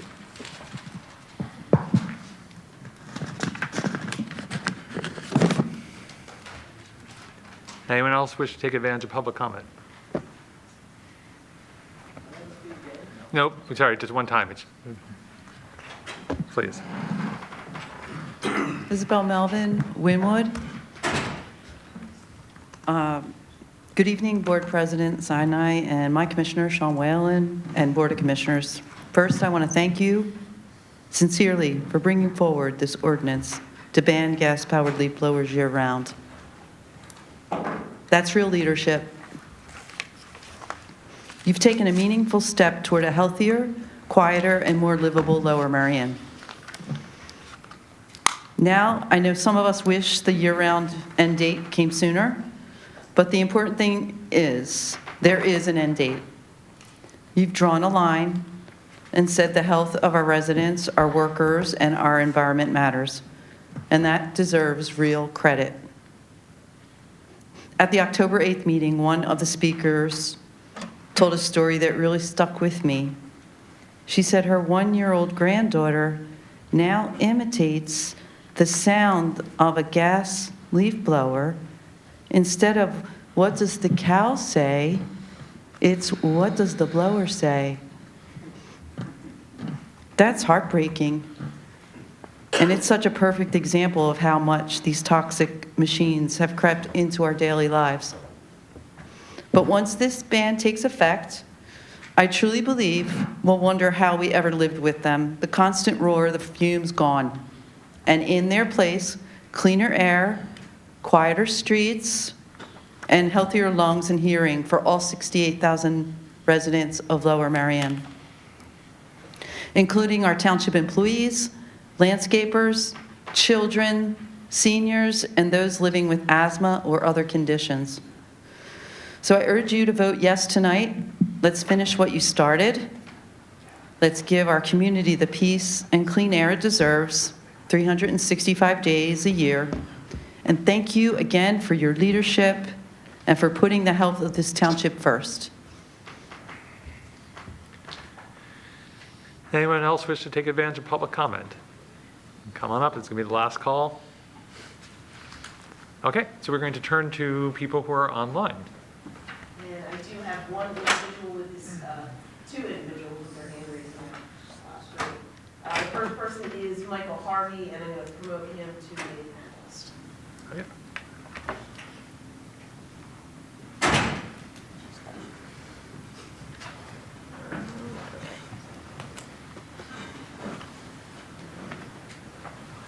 Okay. Is this working? It is. Please introduce yourself and say where in the township you live. Yeah, my name is Michael Harvey. Putting my kids to bed. I'm in Winwood, and I'm here to put my voice forward in favor of the noise pollution ban, of the leaf blower ban. I'd like to bring up just the topics that everyone else has brought up in terms of the noise, the air pollution. Already in an area with a lot of air pollution. Thinking about my kids, thinking about asthma. Anything we can do to bring down particulate matter in the air, and these gas-powered leaf blowers just put a ton of particulate matter into the air. We need to electrify things, got to get off gas, electrify everything. I'm thinking about the future, I'm thinking about addressing global warming, and we've got to put less carbon dioxide into the air, and these things put a lot of carbon dioxide into the air. I think what many people have brought up too about democracy and who's being represented here, I have never heard people say, I love the sound of gas-powered leaf blowers. I never hear people say, I love their smell. You poll people in this community, you're going to find far and away people in favor of a ban on these. And I think we can really be pioneers here in Lower Merion. If we put this ban into place, contractors are going to invest more in these things. It's going to have spillover effects into other communities. So it won't just benefit us here, it'll benefit neighboring communities where contractors will be using these electric-powered leaf blowers. And I think it's a good move for our community. And I think there's a ton of support for it. So I ask you to vote in favor of the ban, and I appreciate your considering this topic. Good, thank you. Jody, who's next? Okay, the next person is Nancy Adams.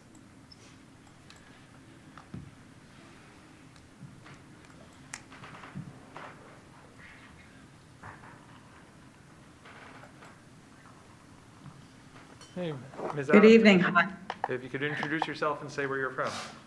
Sure. I am currently the mayor of Maplewood, New Jersey, which has been mentioned a couple of times this evening. And I'm here to just let you know that I'm here to give guidance as necessary. I did send a letter to all of you, just giving you our experience. Maplewood is a densely populated community of over 26,000 residents, 7,000 homes, just 18 miles from Manhattan. And as a member of the governing body since 2016 and now as mayor, I've led our community through this same process and wanted to share this experience. So I just want to say I've sat through the same public comments for hours and hours like you have tonight. And it's hard to believe I'm still subjecting myself to some of this now, but I care about helping others to do the right thing. We started with a pilot in 2016 that banned gas leaf blowers for the summer because there was no need to blow anything. After that, the Township Committee unanimously approved an annual restriction mid-May through September. And then when residents came to say to us, why are these dirty pieces of equipment ever good and why should they ever be permitted? And we unanimously agreed and passed a full year ban effective January 1 of 2023. So now nearly 3 years later, Maplewood looks as beautiful as ever, if not better. Landscapers have adapted by mulch mowing and modifying their methods, resulting in healthier lawns and lower municipal leaf collection costs. Large properties have also learned that not every leaf needs to be blown. Nature is not the enemy.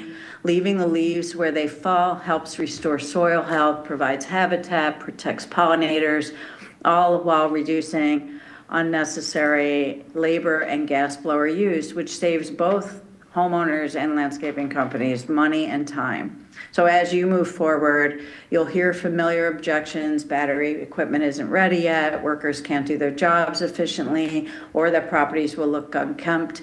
None of that is proven true. Commercial grade battery blowers are effective, durable, and improving every year. Not only that, but take a look at what actually needs to be blown. In parks, there are parks, right? These are parks. Other than pathways and basketball and tennis courts, nothing needs to be blown.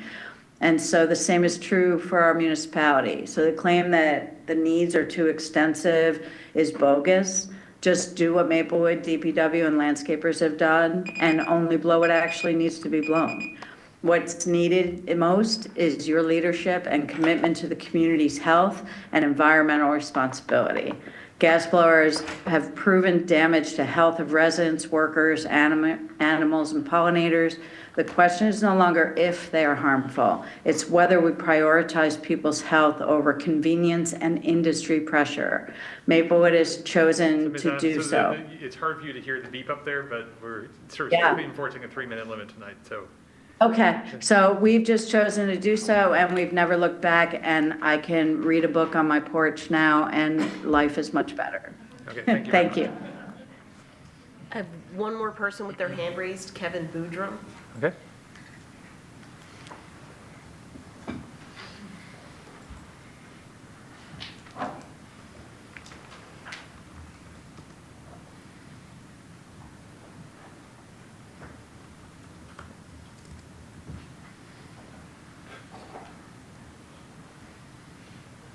Mr. Boudrum, would you please put your camera on? Yes, I am working on that. Just a minute here.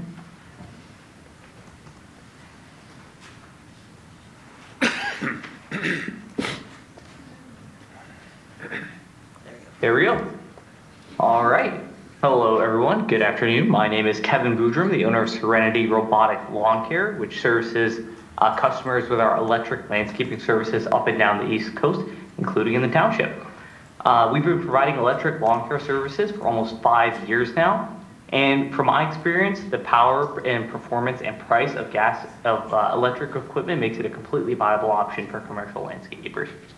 I'm sure you're bored to death with numbers, newtons, and CFMs tonight, but I just want to give you from my experience, we use 800 CFM Works backpack blowers, and again, that's the blower that we actually use commercially, and that only costs $400 to buy brand new. Compared to a Stihl BR800, again, that's a type of leaf blower that a landscaper would actually use, that costs $600. So not only are they cheaper off the bat, but in total for one crew, it costs us about $35 a month to charge. And again, that's based on our actual experience. And so not only are they cheaper up front, but they're cheaper to charge as well. And with all the money we've saved on gas, we've actually been able to put that money towards purchasing other batteries. So we go the whole day without charging because we just have enough batteries now that when one set dies, we can swap them out with another set. In regards to power, we work with golf courses as well. We do hundreds of acres, and we find that the electric equipment has the power it needs to get the job done. I think maybe one of the reasons why some other landscapers will say it doesn't is because it does, there is a learning curve. I want to be fair to other landscapers. Whenever we hire landscapers who have plenty of experience with gas equipment, they'll kill the electric batteries in a couple of minutes. But after a couple of weeks with us, focusing on retraining them, focusing on finding ways that they could be more efficient, we find they're able to go the whole day without charging. In the fall, like you heard the mayor talk about, changing your techniques to focus on mulching the leaves instead of necessarily blowing them all to the street and then sucking them up with a leaf vac, you'll be able to get a lot more work done with less strain on your batteries. And as long as you make those changes, you'll find that it actually is able to work. And lastly, I just wanted to touch on the fact that I feel like a lot of the people tonight who have spoken against this ban have actually said that they're open to it, just not right now. But I wanted to counter that and say that we need the legislation passed so landscapers know that a ban is coming, and that way they know that they have to start transitioning and they have time. And as their gas blowers, stop working, they can just phase them out and swap them with electric. Also, there are conversations like this happening across the country, and if we wait until other states and townships pass similar bans, electric manufacturers are not going to be as kind to landscapers. Right now, if we have any issues, even just plastic trim breaks on a blower, we can call them up. They'll send us a brand new blower with batteries. Any issues we have, sometimes they send us stuff for free because they just want to be able to say that landscapers are using their equipment. We have the upper hand now. If we wait until it's too late and states across the country pass these bans, us as landscapers are going to lose the upper hand because they know that we won't have a choice but to purchase electric equipment. They're going to raise the prices, and they're going to make servicing this equipment much more difficult than it is right now. So I really implore you, based on over half a decade of experience using this equipment, that it is able to work and that now is the best time to pass this legislation and assist landscapers in making that transition. Okay. Thank you. Thank you very much. Jody, anyone else online? No one else has their hand raised. Okay, so that brings us to the end of public comment. I've been on this board for a little while, not as long as some. This is quite possibly among the most public comment that we have had. I want to thank everyone who's come out tonight and participated. I don't think I've seen any topic that has spurred this kind of interest and passion about it. So let me turn to my colleagues. Anyone wish to respond to any of the public comment? Commissioner Woodring. Thank you for your time. So I just want to thank everyone who came out to speak on behalf of the gas-powered leaf blower ban and ordinance specifically. Actually had a resident of mine kind of call me out last time for not commenting during the committee meeting, so someone's watching the recordings, which is great to know. So with that, I just want to emphasize the fact that, being on the sustainability committee, we discussed this ordinance at length for at least a year now. And I'm really happy to see it come to fruition, right? And so I just wanted to thank our sustainability manager, Paloma, for all of her hard work on this, bringing education to us, and really kind of vetting through precedents and examples, and coordinating with staff. So I've always kind of supported this topic, but always had the concern that we were going to end up leaving residents behind. So I kind of put this out to my civic associations and to get the word out ahead of time a few months ago. And I would say a majority of the concerns that I received were the misconception that this actually applied to all lawn equipment. And I just wanted to, we reaffirmed and reassured everyone that this does not apply to all lawn equipment. This is just for gas-powered leaf blowers. And so, with that, I continue to support this ordinance as it is amended from the committee, and for further discussion, how it might be amended later in this meeting. And at the same time, a lot of what I heard in the committee meetings, it specifically was about the need for education. And our sustainability manager is more than happy to provide said education and will pursue ways to do that for the public. Since the committee meeting, I've received educational opportunities from residents. And so I think it's just a matter of making sure we can walk before we run. And I fully support this ordinance as we have it today. And I urge my colleagues here to also support that. I do want to make a couple comments about the traffic calming concerns that came out about a stop sign, I believe, behind Acme, as well as the traffic around the Kinwood schools. And because we received several emails over the past weeks, and there seems to be a misconception about what the township is and is not doing about traffic calming. And so I just wanted to take a moment and again speak about the ongoing efforts to revise the traffic calming policy. This was something that was really important to me. I have 2 young kids, I share the same concerns that were stated earlier.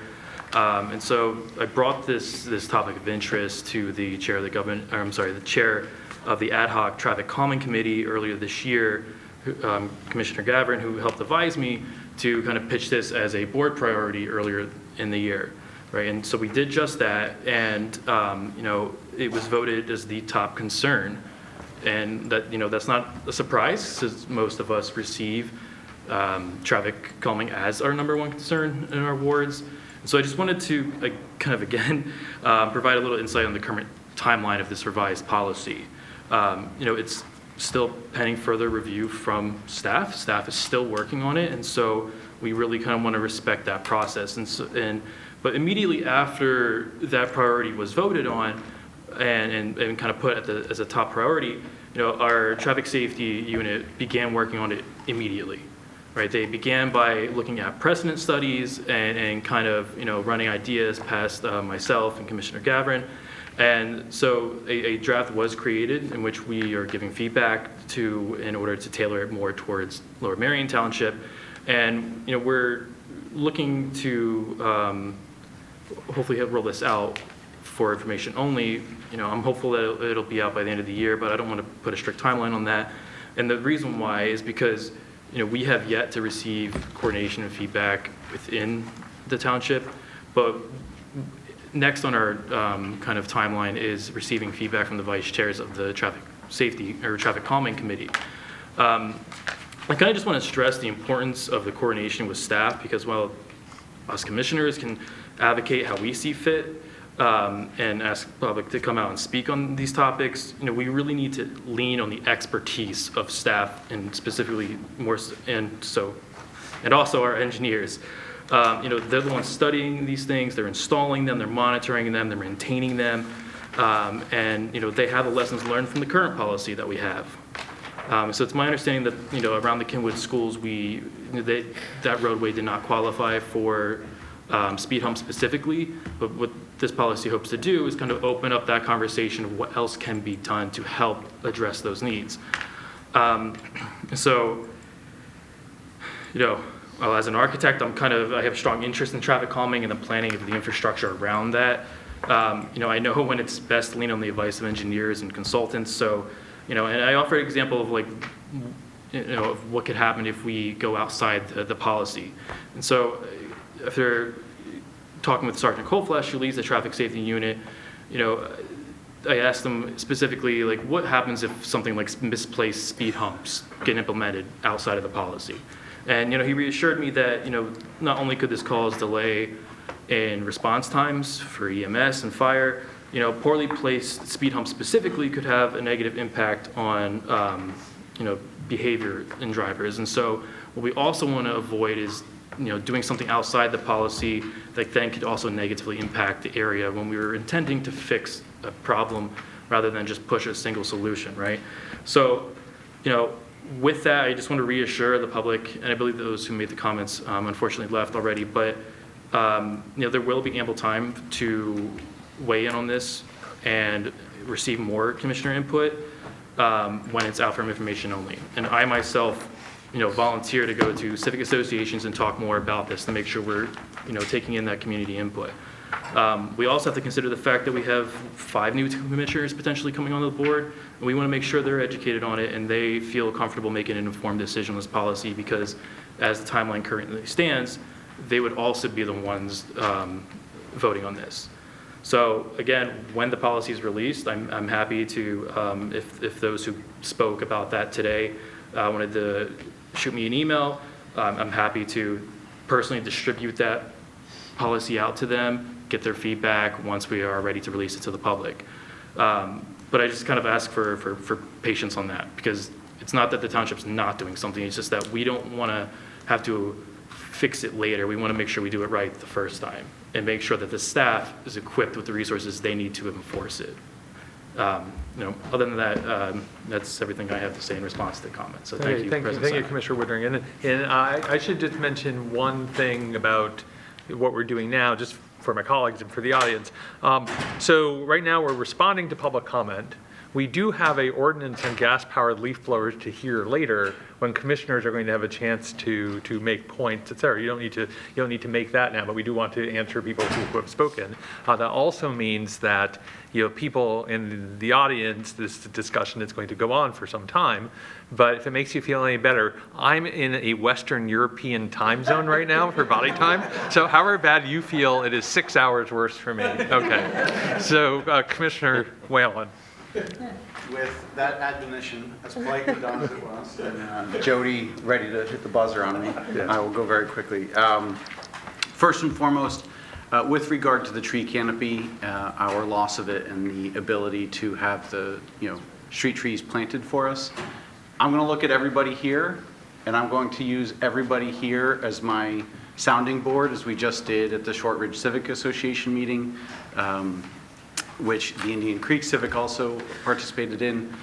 Go tell your neighbors. Everybody here, tell one more person, tell 2 more people. We will plant as many trees as we can. Everyone up here agrees with this. Just go spread the word. Tell everybody you can find.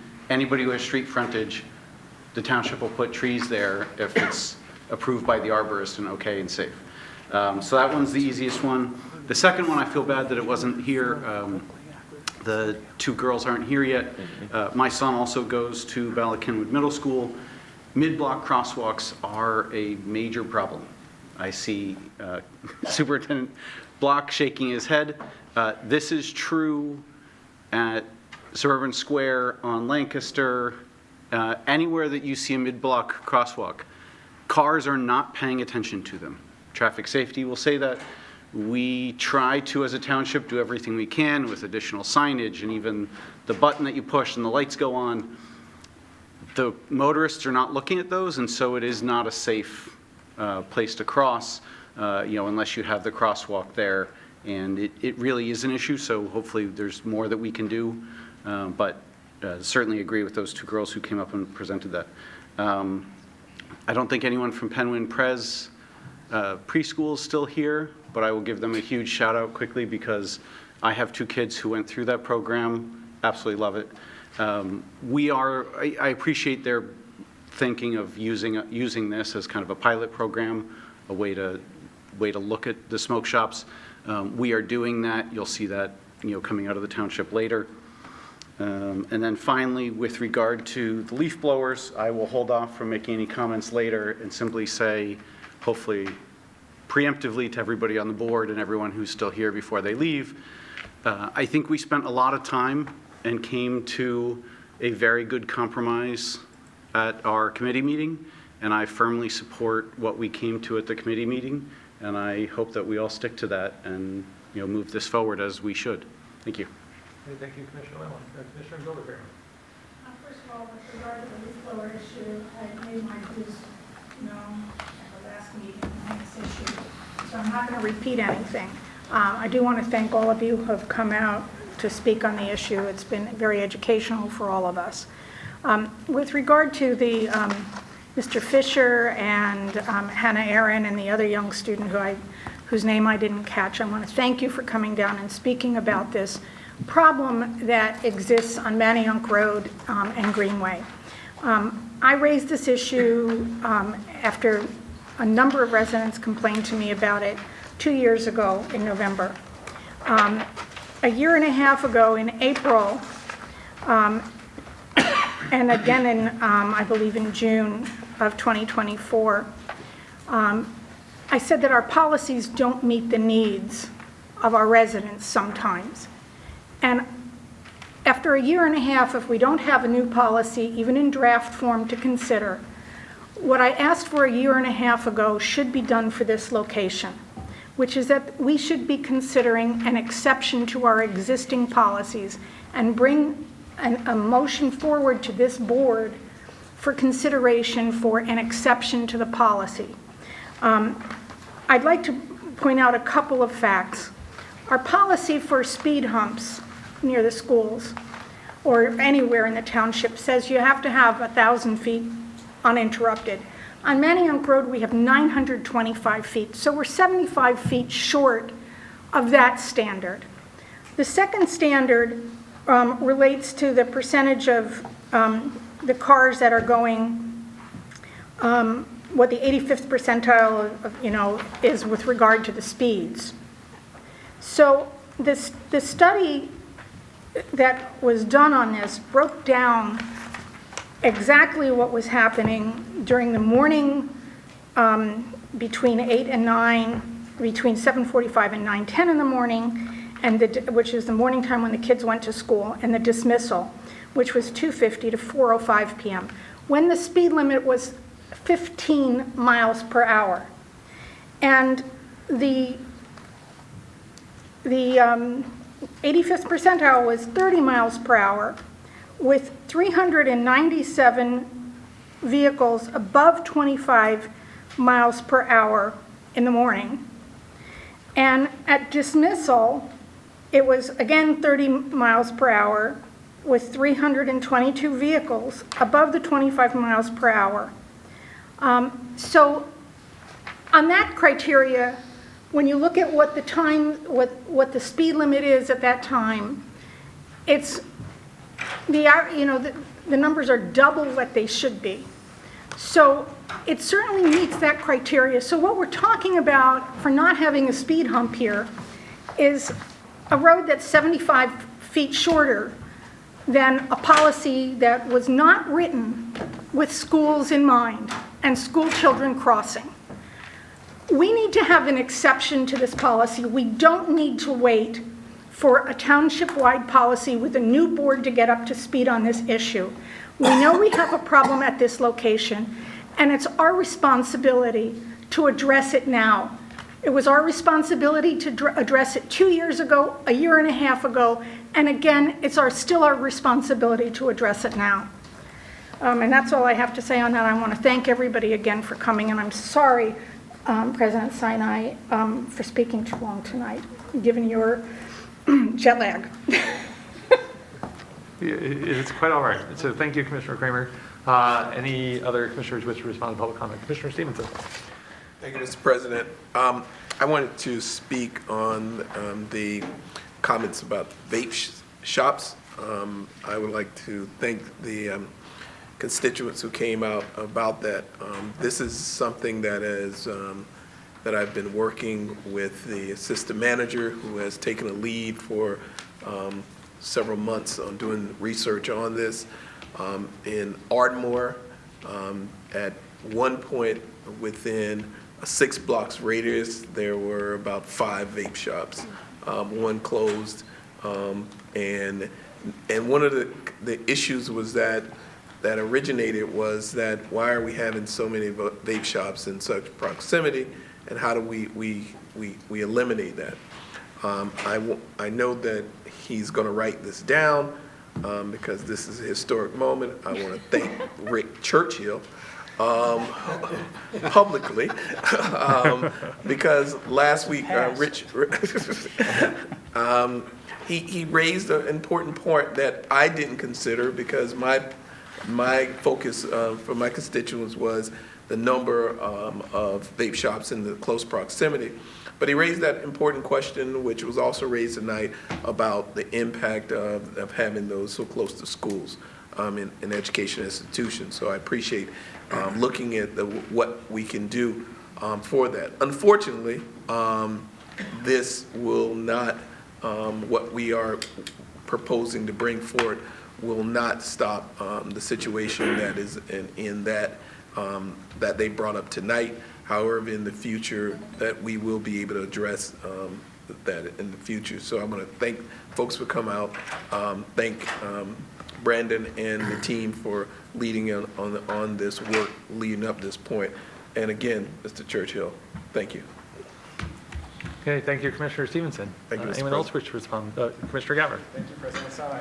I want to talk about the Manioc Avenue traffic issue. I'm on the other end of the township. I don't know that area I know the area. I don't know what's going on the days in and the days out. Tonight we heard a lot of comments about data and understanding the data. We heard it about leaf blowers, but it's correct, right? We should be data-driven as a board. We aren't making decisions because we feel a certain way or we think a certain way. We are making decisions based on data. We have a traffic policy, and in this case, whether it's 75 feet short or whether it was 76 feet longer and it barely passed by 1 foot, we have a policy. And in this case, it does not meet the criteria for speed humps here. And it's not a punishment to the residents, to the school children to say, yeah, it doesn't make sense to put speed humps there. It's an issue of safety, and there's a reason that policy is there. The comment that the policy was not written with schools in mind, I think is absolutely incorrect. This policy was absolutely written with schools, with parks, with our downtowns in mind, with safety in mind, and there's a reason that our police, our traffic safety, our public works, our building and planning teams were part of that policy and set the policy the way they did. Just because something isn't done doesn't mean it's not considered, doesn't mean it wasn't thought through. Just because something was brought up to the board and we didn't take a vote on it and make an exception doesn't mean that it was ignored for 18 months. It was considered, it was thought of, it did not meet the policy, and the township decided this was something that did not make sense as is. Now, this being brought up, I think it's a great example of why we need a broader traffic safety policy, because the safety policy that we have now really has turned into a speed hump policy, and it looks at more the solution than the problem. And it comes out and it says, a resident saying, we need speed humps here because people are driving too fast. None of us in this room, I'm guessing, with maybe an exception, are experts on traffic policy and traffic safety. Exception, certainly at least one exception, but we are not experts. We know there's a problem. We don't know what the right solution is. And I think what's happened with our policy right now is it's a solution-based policy saying, here's the solution I want, rather than here's the policy I want. And there's a number of things. We've talked to our township engineers. We've talked to traffic safety. We're talking to public works. There's a lot of people who have to provide input on here are potential solutions to the problems that our residents are bringing up. And I'm not doubting that this is a problem. I don't know if it is. I don't know if it's not. I'm going with the data that we have because I don't live there. I don't see that day in, day out. But we need to know, here's the problem based on what the numbers are showing. Here are potential solutions.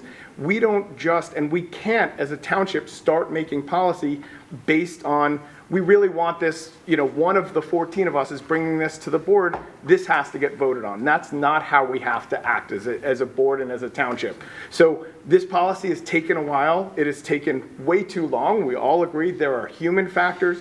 People were out for a while on injury that were really important. There's a number of departments that are key to getting their inputs. It's close. As Commissioner Woodring said, there are a number of next steps, but this is expected to be in front of us in the next, couple of months at the latest. So we are really working on getting this policy, a better policy in place. It doesn't mean we can't look at this, and if traffic safety says, here's a good solution to this, we should do it, but we shouldn't put in a solution and start voting on solutions that do not make sense for the problem that we have. And so, I'm excited, and sadly, I probably won't be on this board at the time when that policy is rolled out. But I'm excited to see it, and I'm excited to see it as a resident who cares about this township, who cares about traffic safety within this township. And I think it's going to be a really good policy and be more holistic and really helpful to the township. So thank you very much. And thank you, Commissioner Gavin. Anyone else wish to respond to public comment? Okay, I'll take a quick turn. There's way too much to respond to for gas-powered leaf blowers. I just want to say thank you to everyone who has come out tonight, who came out 2 weeks ago. There's been tremendous information presented. I think there's a lot of learning that the board has done. And as we evaluate our decision on this, it's extremely helpful. And I think what we're hearing tonight reflects a lot of investment in research and effort and expertise on the part of residents, and a lot of longstanding effort and service to the township on the part of landscapers. And I think there's a lot of really good voices that we have heard tonight, and I really appreciate all of them. I just want to echo what Commissioner Stevenson said about the vape shops in Penwyn. I'm very sorry for the Penwyn residents who have a vape shop near them. I think that ship has sailed. It's allowed under our zoning. There's probably nothing we can do about that. Having said that, on the agenda for later, I think we have a pretty aggressive policy for dealing with these things going forward. And I will also thank Commissioner Churchill, especially since I was not at that meeting where he brought it up, for really having the impetus for improving this a lot, and that we're going to get to see that tonight. And then the last thing is I also want to touch base on traffic calming, because I agree, we need traffic calming by Bala-Cynwyd Middle School. We also need traffic calming in front of Marion Elementary. And I think we also need traffic calming probably around all the other 9 public schools in the Lower Marion School District, and probably around a number of the private schools in the township as well. The existing traffic calming policy, which was passed in 2019, explicitly calls out areas near schools and parks as the places where traffic calming is appropriate. It was intended to be a traffic calming policy around schools. It was our first traffic calming policy, and therefore it had a limited set of instruments and speed humps, in limited applicability because you kind of just didn't know how it was going to go. Now we have experience, and I think Commissioner Geller-Kramer is correct. We have a responsibility to do something about these things, right? And I think that is exactly what this board is doing, which is making it its top priority in having a committee of commissioners and township engineers and traffic safety people from the police department to figure out what is the appropriate set of instruments that we could use to actually seriously address this problem. And if you govern by exception, what you end up with is a free-for-all, because if this is 75 feet short of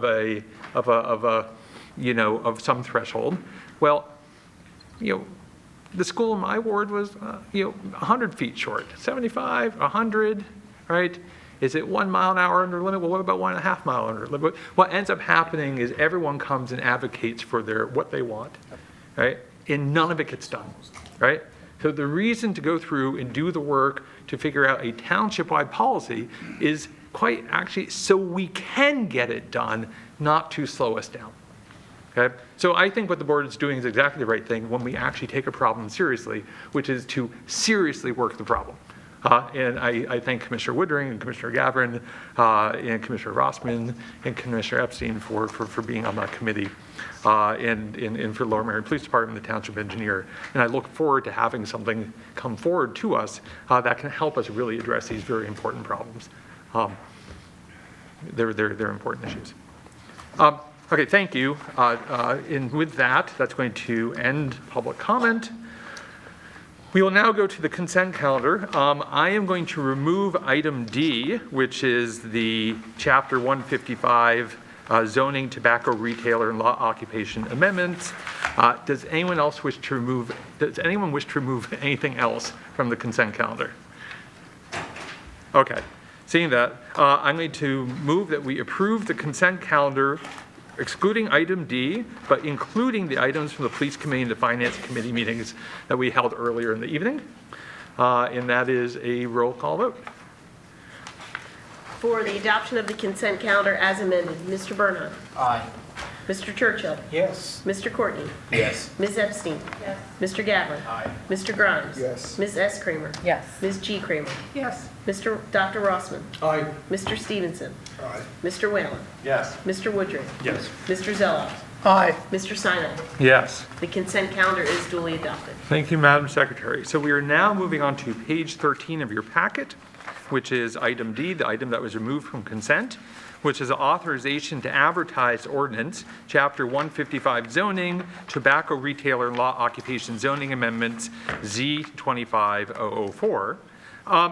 And the way I'm going to do this is I'm going to make a motion, and then I'm going to ask our Assistant Township Manager, Brandon Ford, to kind of explain it. And then I am going to make a motion for amendment. You will see why. And then we will have discussion on the amendment, and then vote on the amendment and then vote on the motion. So that's how we're going to do this. So I'm going to move that we approve authorizing the Township Secretary to advertise notice of a public hearing and intend to adopt an ordinance to amend the Code of the Township of Lower Merion, Chapter 155, entitled Zoning, to amend the definition section to add new definitions for hookah bar and significant tobacco retailer, to amend Article 3 lot occupation to restore regulations for maximum height for accessory buildings, and to permit and regulate significant tobacco retailer as a specialty retail use. Do I have a second? Thank you, Vice President Kramer. Brandon. Good evening, Commissioners. I will keep this short and sweet.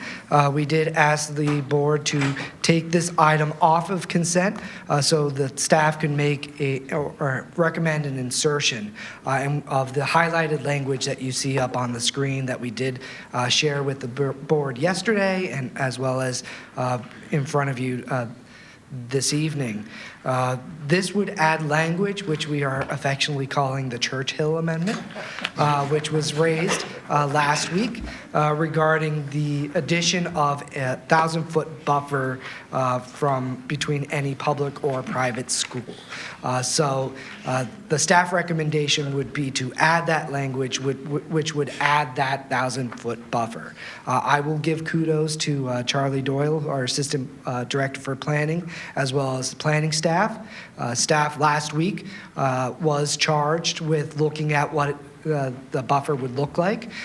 Staff ran through a bunch of different options, 500-foot buffer, 1,000-foot buffer, and we've settled on our recommendation of 1,000-foot, being that not only would this be in effect, it would be in addition to that 1,000-foot buffer in between vape shops. So it's not one or the other, it would be all-inclusive. So we would look at all these different factors when vape shops are looking to come into the township.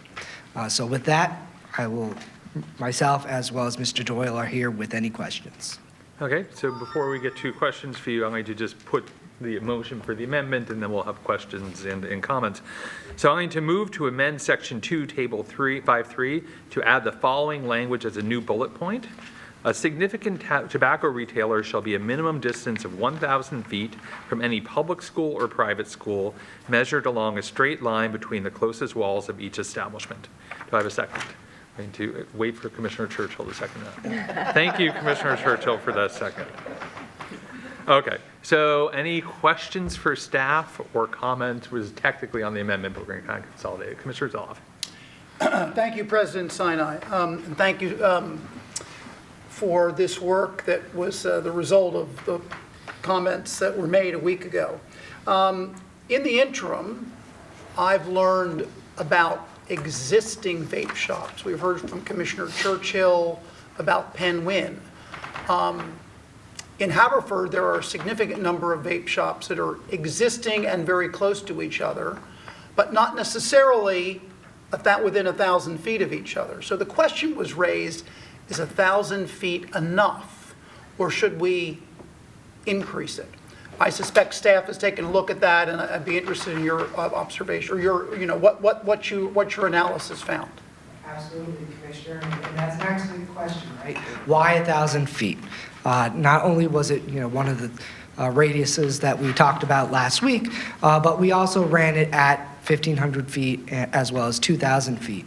And the complication you run into from a zoning and land use perspective when you go larger than 1,000 feet, you technically regulate that type of use out of the zoning districts in which they are allowed, right? So we only have a certain number of zoning districts in the township in which these type of uses are permitted. And if we make the buffer too large, that all those areas in which they are allowed are in those catchment areas, thereby they're not allowed, we regulate them out of the zoning districts in which we are permitted. And by doing that, you cause a little bit of a paradox in our zoning code, whereby regulating them out of the zoning districts in which they are permitted, then they have a legal claim to go anywhere in the district, anywhere in the community. So that's why we felt that 1,000 feet gives us that maximum benefit that we were looking for in terms of keeping this adequately distanced from our schools, private and public, while still allowing them in certain areas. And just to give you a little bit of data, because data is a big thing, right? We estimate about 1,000 properties, give or take, are currently zoned permitted to allow this type of use. Should this 1,000-foot buffer go into place, right, that 1,000 properties gets reduced down to about 300. So we would essentially reduce the area in which these type of uses would be permitted in the entire community by 70%. So that's extremely helpful, but actually the intent of my question was the separation that is in the code as written that we reviewed a week ago. What's been proposed as an amendment, moved as an amendment, is the 1,000-foot buffer from educational uses. Yes. You've explained that extremely well, and I support that. Does the same logic apply to the 1,000-foot separation requirement, meaning the distance from an existing vape shop before another one can be opened? Between, a distance between vape shops and that use. Yeah, absolutely. So I think the discrepancy here is between the locations, and it's pretty circumstantial.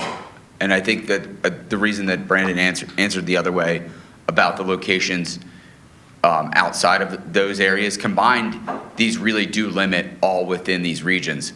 I would have to look at a specific example, but for honestly, like the 1,000-foot is a general practice when we looked at the space distances between these. It could be up to your discretion, but these circumstances are, after looking at the examples, seem to be common practice. Okay, I did send you examples. See if Manager McNeely has something to add to that. The evaluation, it looked at both. It looked at both the 1,000-foot separation between the uses and 1,000 feet from any school. And the combination of those two is what really reduces it so greatly to leaving only some areas still eligible to have a tobacco. Thank you for the clarification. That's very helpful, and that's what I was trying to understand and drive at, because I did send you examples. So, but Ernie has answered the question. Thank you, President Simon. Okay, thank you, Commissioner Zoloff.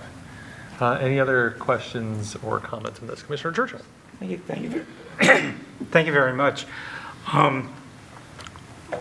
The neighbors in Penn Wynn were interested not only in creating a buffer for educational facilities, but also religious and daycare centers.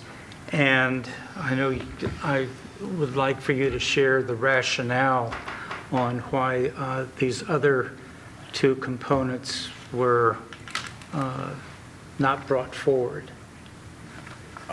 Yeah, so... Or is it a question to our solicitor? Well, I did speak, that was going to be my first part of the answer, was I did speak with Gil about this matter as soon as, we wrapped up last week's meeting, and Gil and I spoke about both, performing the analysis regardless of what his, advice was, but he can speak on that. I can tell you what I did for as far as the analysis went, And when I looked at it, I initially realized that the daycares are much more omnipresent within these commercial districts because that's the only area that they're permitted.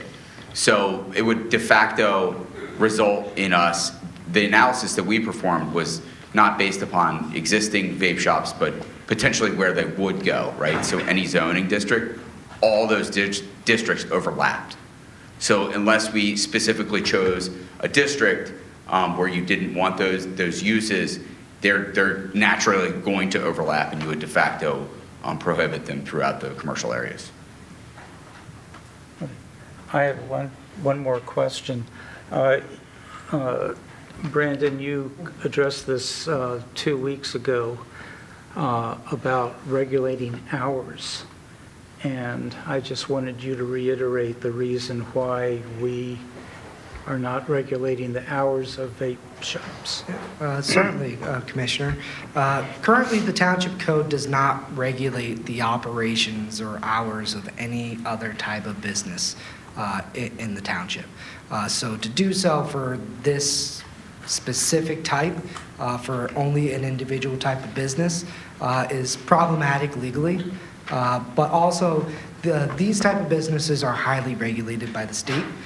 So, it's a little bit of a gray area is if this board were to do it, whether or not those businesses could challenge whether we had the authority to do so, because the state could, preempt any code that we pass.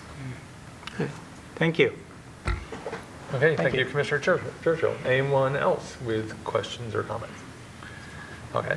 Seeing none, we're going to start by voting on the amendment. So there's going to be about, do we want to add this amendment to the proposed ordinance? The amendment makes a minimum distance of 1,000 feet from a public or private school. So all those in favor of adding the amendment, please raise your hand. Opposed? Abstentions? Okay, so that amendment is added. Any further discussion on the motion as amended? Okay. I will now have a vote on the motion as amended. All those in favor, please raise your hand. Opposed? Abstentions? Madam Secretary, that passes unanimously. Congratulations. We are now on to page 34 of your packet, which is gas-powered leaf blowers. So I'm going to do this the same way that we did before because we also have a staff amendment. So I'm going to, it's authorization to advertise the ordinance, Chapter 92, property maintenance gas-powered leaf blower regulations. So I'm going to move that we approve authorizing the Township Secretary to advertise notice of intent to adopt an ordinance amending the Code of the Township of Lower Merion, Chapter 92, entitled Property Maintenance, to add formatting of the chapter to articles, and to add a new Article 3, gas-powered leaf blowers, to provide definitions for terms used, to prohibit the use of gas-powered leaf blowers seasonally in 2026, 2027, and 2028, and permanently in 2029 and thereafter, to prohibit the use of portable generators to directly power electric leaf blowers or to charge electric batteries thereof, to require that notice of the prohibition of use of gas-powered leaf blowers be posted at establishments in the township that sell them, and to provide violations and penalties for the enforcement hereof. Do I have a second? Thank you, Vice President Kramer. So once again, our Assistant Township Manager, Brandon Ford, give an explanation of this and of the staff proposed amendment. Thank you, Mr. President. I am back. And just to give a little bit of background, staff is asking that this board give consideration to the highlighted language that you see on the screen that, again, we did share with the board yesterday as well as in front of you this evening. And essentially what this language would do, it would add to Section 92-10 regarding enforcement. As you may recall, when this was publicly discussed at the committee meeting 2 weeks back, there was a conversation about whether who the township should really cite in terms of enforcement. Should it be the individuals who are actually perpetrating the use of the leaf blowers and the gas-powered generators, i.e. the landscapers, or should the homeowners be responsible, or maybe both? So the language that was added as amended essentially took out some of the language and placed the enforcement mechanism on those actually perpetrating the use of the equipment, i.e. the landscapers. The next day, we got some emails and some phone calls that led to some conversations with our code enforcement staff who expressed a concern regarding their ability to actually enforce the ordinance should it get adopted. And that is primarily because Chapter 92 is our property maintenance code. That is for any type of property violation, property maintenance, property upkeep, grass and tall weeds, that kind of thing. And in the rest of that chapter, all the other articles as we redefine it, we hold not only the contractor but the property owner responsible as well. So we are asking that the board consider language that would allow the township to also hold property owners who, where the property is, where gas-powered leaf blowers or these portable generators are being operated. Understanding that they were first to get a warning if it's adopted as amended, that we would also be able to hold them accountable and enforce on them as well. And we did add a specific language because we know that one of the concerns was regarding the signage provision and business owners. So the added language that we'd like the board to consider is only for sections 6 and 7 of the leaf blower ordinance, which is essentially limits our enforcement to the property owners to the use of leaf blowers and portable generators. It's not applicable to the whole signage requirement that we would ask our stores to put in place should this ordinance get adopted. So with that, that is the recommendation that staff would like us to amend to this ordinance. Okay, thank you. So I guess probably the only thing that we have questions for Brandon for about the amendment. So if you have questions about the staff's proposed amendment, why don't we do that now, and I'll make the motion to amend. Commissioner Grimes. Thank you, President Sinai. Brandon, I realize you're not a code enforcement officer, but let me give you a possible scenario. Staff gets a phone call, there's gas-powered leaf blowing going on at a property at a time it's not permitted. Code enforcement comes out, and the landscaper is there operating a gas-powered blower, but they knock on the door and the homeowner is not home.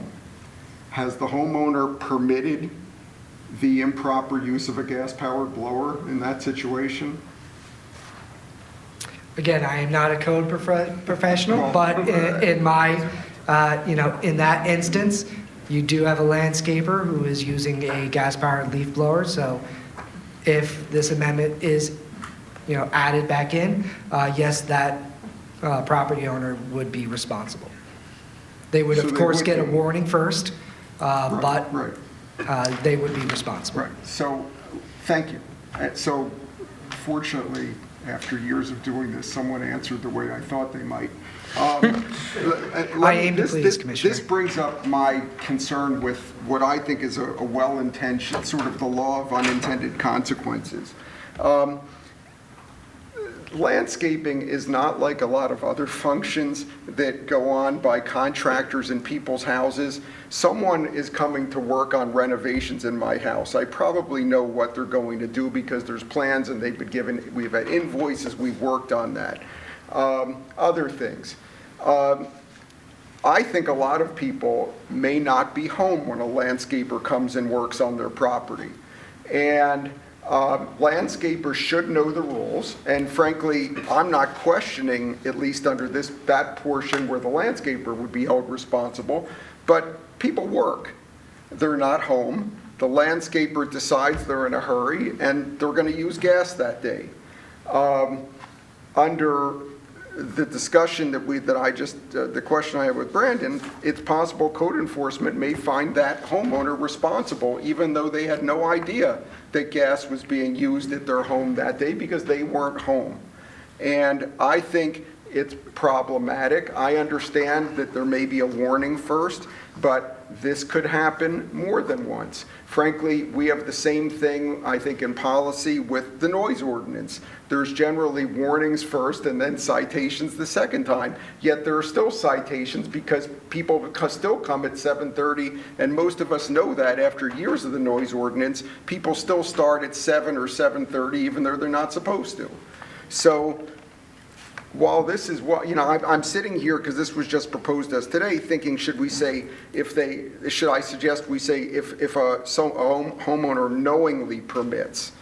But then we get into a discussion of what knowingly is, and I don't know that, I hate to use the same word in my discussion, but I think we get a little too much into the weeds on this.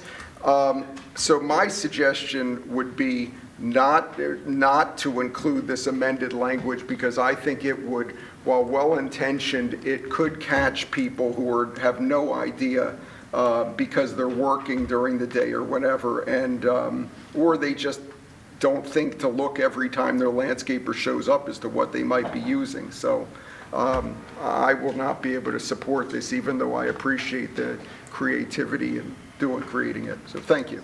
Okay, thank you, Commissioner Grimes. Commissioner Bernheim. Thank you very much. And the issue raised by Commissioner Grimes is the identical thing that crossed my mind, and appreciate the candidness in your answer, because that's the problem. I hired a landscaper. I leave at 6 in the morning. They don't get there to some point afterward. I've given them permission to be on my property. Therefore, ... Does that mean whatever equipment they use, I give permission and I have no idea what they're doing? Or do I have to sit there and say, well, you can use that lawnmower, that weed whacker, but not that leaf blower before I depart? I believe that where you have language of this nature, there's within the law, if something can become void because of its vagueness, and the concept of what constitutes permitting a violation, or, as Commissioner Grimes indicated, knowingly permit, however you would tinker with it. I believe that an appropriate challenge to this may find that this section of the code void. But don't take my word for it, because I could be wrong. We have one of the best solicitors, municipal solicitors, that this state has ever had, notwithstanding some ridiculous letter I read earlier today, that has no idea what they're talking about. Put a smile on his face. He knows what I'm talking about. But maybe, Mr. High could say. I would share your concern about how this would be. And yet, there's a fairly simple solution to it. And that is, after that warning is given to the property owner writes a letter to his landscaper that says, you are not permitted to use leaf blowers. And so if he is later charged, that is, the property owner is later charged with saying that you permitted the leaf blower to be there, his response is, no, I didn't. I specifically told the landscaper not to use leaf blowers, so I specifically have not permitted it. That is a way in which the property owner could protect himself, but the same issue, though, is what do you do when a landscaper is on a property for 45 minutes? And the neighbor hears the leaf blower, right? And now the landscaper's gone. Nobody knows who the landscaper was. The neighbor only knows, yeah, somebody was there using a leaf blower, right? So the problem of enforcement of this ordinance is clear. How are you going to catch the landscaper? And how are you going to impose the liability on the property owner, right? So I think what the board has to do is to say, look, we got a problem both ways. I've offered a solution as to how the property owner can protect himself. And it seems to me that that would be a reasonable thing for a property owner to do. Tell the landscaper, you're not permitted to do it. So if the township prosecutes him, the property owner produces his letter, I just told the landscaper he's not permitted to use it. If while I'm not there, he uses it, I shouldn't be held responsible for that. Yeah, Right, and it proves my point, what a fine individual and lawyer he is. However, with all due respect, I think that why pragmatically that may be what occurs. If you then envision after a warning and then some hearing, every homeowner's got, well, I told him so. Does it have to be in writing? Does it not have to be in writing? My concern, and I expressed this when that amendment that you referred to earlier was proposed, is that enforcement of this is going to be extraordinarily difficult. No matter what scenario we come up with, it's going to be hard. Someone goes out there, whatever equipment was being used, when was it being used? Is our code enforcement going to go look into a truck for, to see if they're gas-powered mowers or leaf blowers or electric? But in any event, I think this takes it one further step of making it yet more difficult, and that it's going to provide more contests, more work for all of us, and it's not going to advance the cause. If we're going to go forward with this, leave aside some other issues I may have with it, but if we're going to go forward with this, let's not make enforcement more difficult so that we're imposing upon homeowners yet another aspect of this that is difficult, if not impossible, to enforce. Whoever violates the ordinance is the one responsible for the violation. In the same fashion, they're responsible for knowing what the rules are when they come and do work in our township. We have those at times that don't adhere to permits or don't get permits, and they are then sanctioned for that failure. The homeowner is not. The other provisions to which you make reference, as I read through it, are items that the homeowner can control. This is not one that they can control. So I've probably jumped from question to commentary, but that'll certainly save time later. Thank you very much. Thank you. Does Commissioner Gilder-Kramer, do you still want to say something? No, Oh, okay, sorry. Bill High said exactly what I was going to. Oh, okay, sorry. I thought you had your hand raised. Commissioner Gavin was next. I have one more. I agree with that. The whole conversation has been landscaper versus homeowners. A lot of homeowners in this township do their own leaves. It's sounding like everyone, this is a thing, this is just landscaper. I just want to make a very clear point that this affects homeowners who are actually blowing their own leaves, raking their own leaves, doing whatever with their own lawns. So it's not just landscapers versus homeowners. Thank you. Okay, thank you, Commissioner Gavin. I'll go next.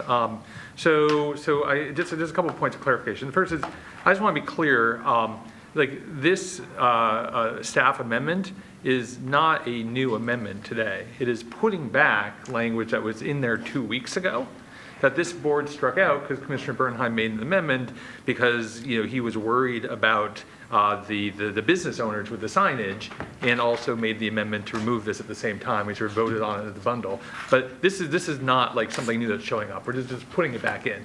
And why it was being put back in is because staff came to us the next day and said, or code enforcement said the next day, said, you had an ordinance that worked, and then you took this thing out, and now we can't enforce it. Can you please put it back, right?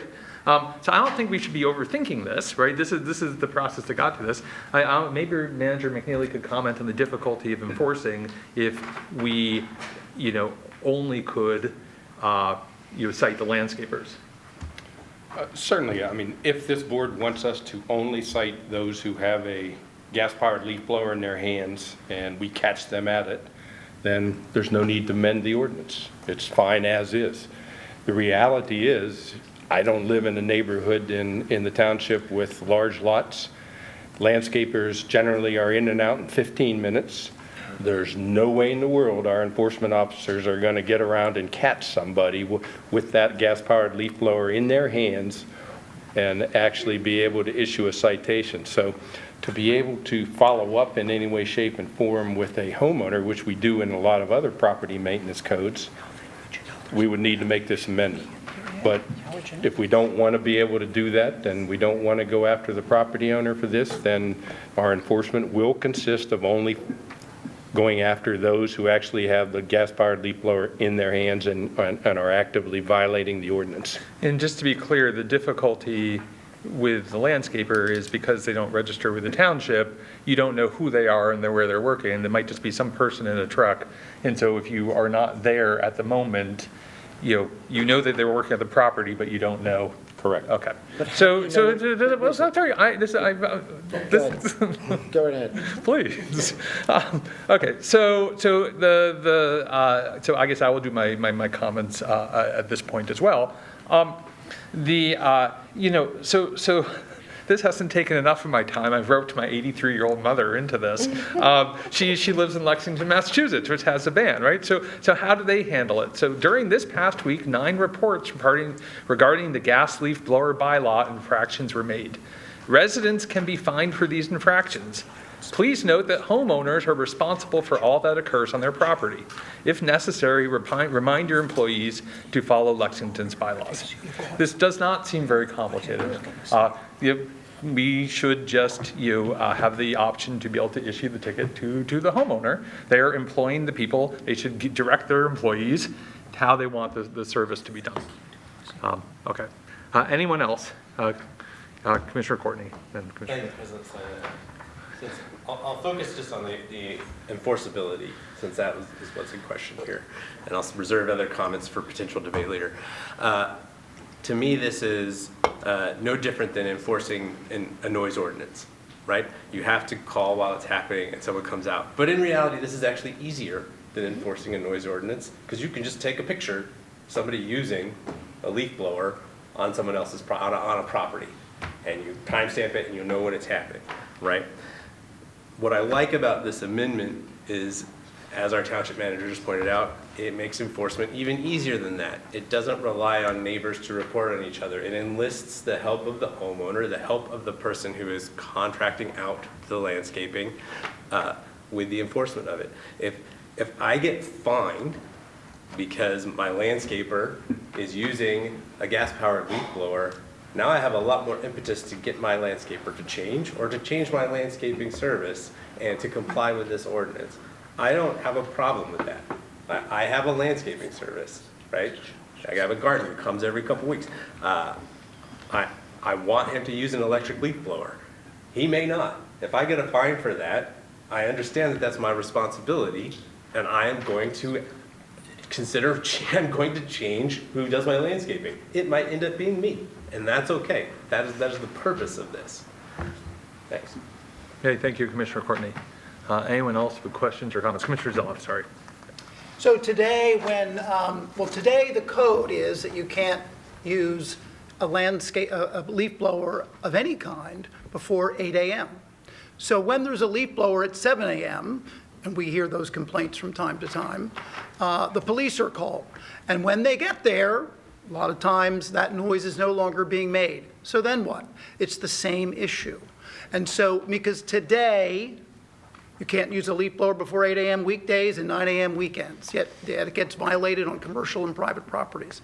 So how can we hold the homeowner responsible if it hasn't been witnessed? So I don't think we should do this. Thank you. Okay, thank you. Anyone else with questions or I guess comments on the amendment? Okay, so I'm going to make the motion for the amendment. We've got a little out of sequence. So I'm going to move that we amend Section 3 of the draft ordinance, Section 9210 enforcement, to add the language, quote, or permits a violation of Section 92.6 or 92.7 of this chapter in the first line after the words, any person or entity who violates this chapter. Do I have a second? Thank you, Vice President Kramer. Technically, I'm supposed to allow discussion at this point. I don't have any takers. Okay, good. All of those in favor of the amendment, please raise your hand. 1, 2, 3, 4, 5, 6. What is that? 1, 2, 3, 4, 5, 8. Okay. All those opposed? 1, 2, 3, 4, 5, 6. Okay, that means no abstentions. Any abstentions? Okay, so the policy has been amended 8 to 6. Okay, so now we have the gas-powered leaf blower ordinance as amended. So I guess this is the point for commissioner discussion on the gas-powered leaf blower ordinance. So anyone wish to make a comment? Commissioner Rossman. Thank you, President Stein. Dr. Rossman, yeah. I apologize to you, President Stein. I know it's now It's about 3 o'clock in the morning. 4 o'clock. Okay, well, I'm running an hour behind. Remember, we are limiting with this amendment the use of gas-powered leaf blowers, period, by cutting out certain months and allowing them to be used other months. I've read emails both saying the technology isn't ready and that it is.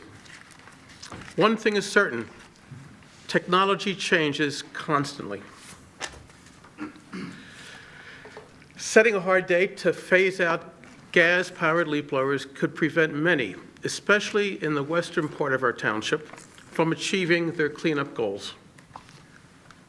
People need the freedom to choose how they manage debris. Small family-run landscaping businesses may struggle if forced to invest in electric machines now. And if the technology advances, their costs will only increase. I care deeply about health. I've developed, this is my primary goal in life, to care about the health of the human being and environmental health. And as a township, we can set an example, but we cannot improve the environment alone. Surrounding communities must act too.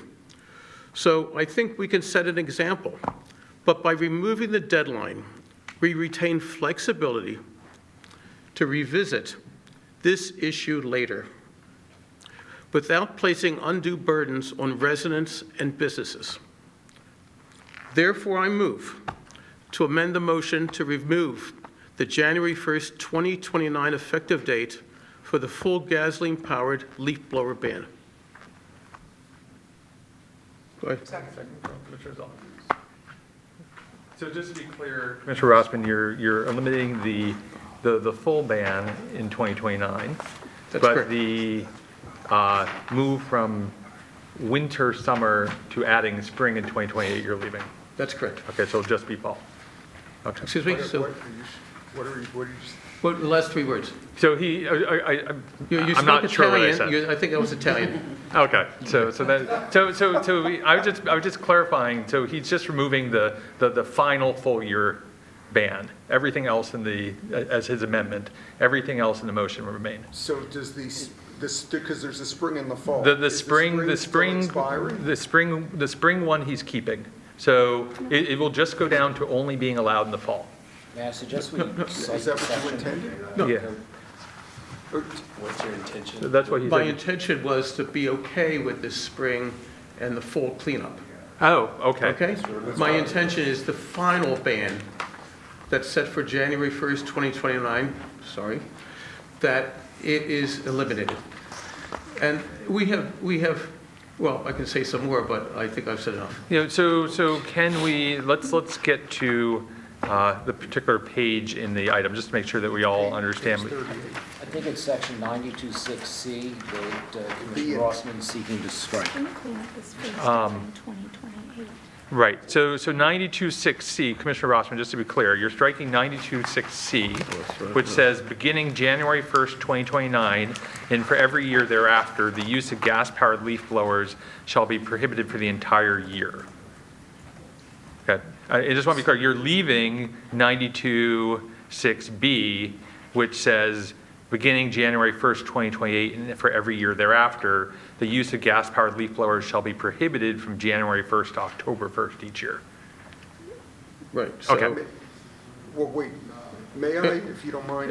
Just clarifying, yeah. Yeah, because Commissioner Rossman, are you intending to go back as far as the two windows to what was originally proposed by staff, where there was a window in the fall and a window in the spring? Or are you intending, which I think was President Sine was asking, that the spring one expires on January 1, 2028, so there would be no spring one after January 1, 2028? That's my mistake. Which one do you mean? I agree. I agree with originally what staff said. Well, I said two different things. Okay, so Thank you. so it's the eliminating B and C from that section. This is why I asked the question. Yeah, just to be clear on what you were proposing. Commissioner Zoll, do you still second that? You're doing very good on this time zone. Okay. Thank you. Okay. So that is a proposed amendment. So now we will discuss that amendment. Anyone wish to comment on that amendment? Commissioner Whalen.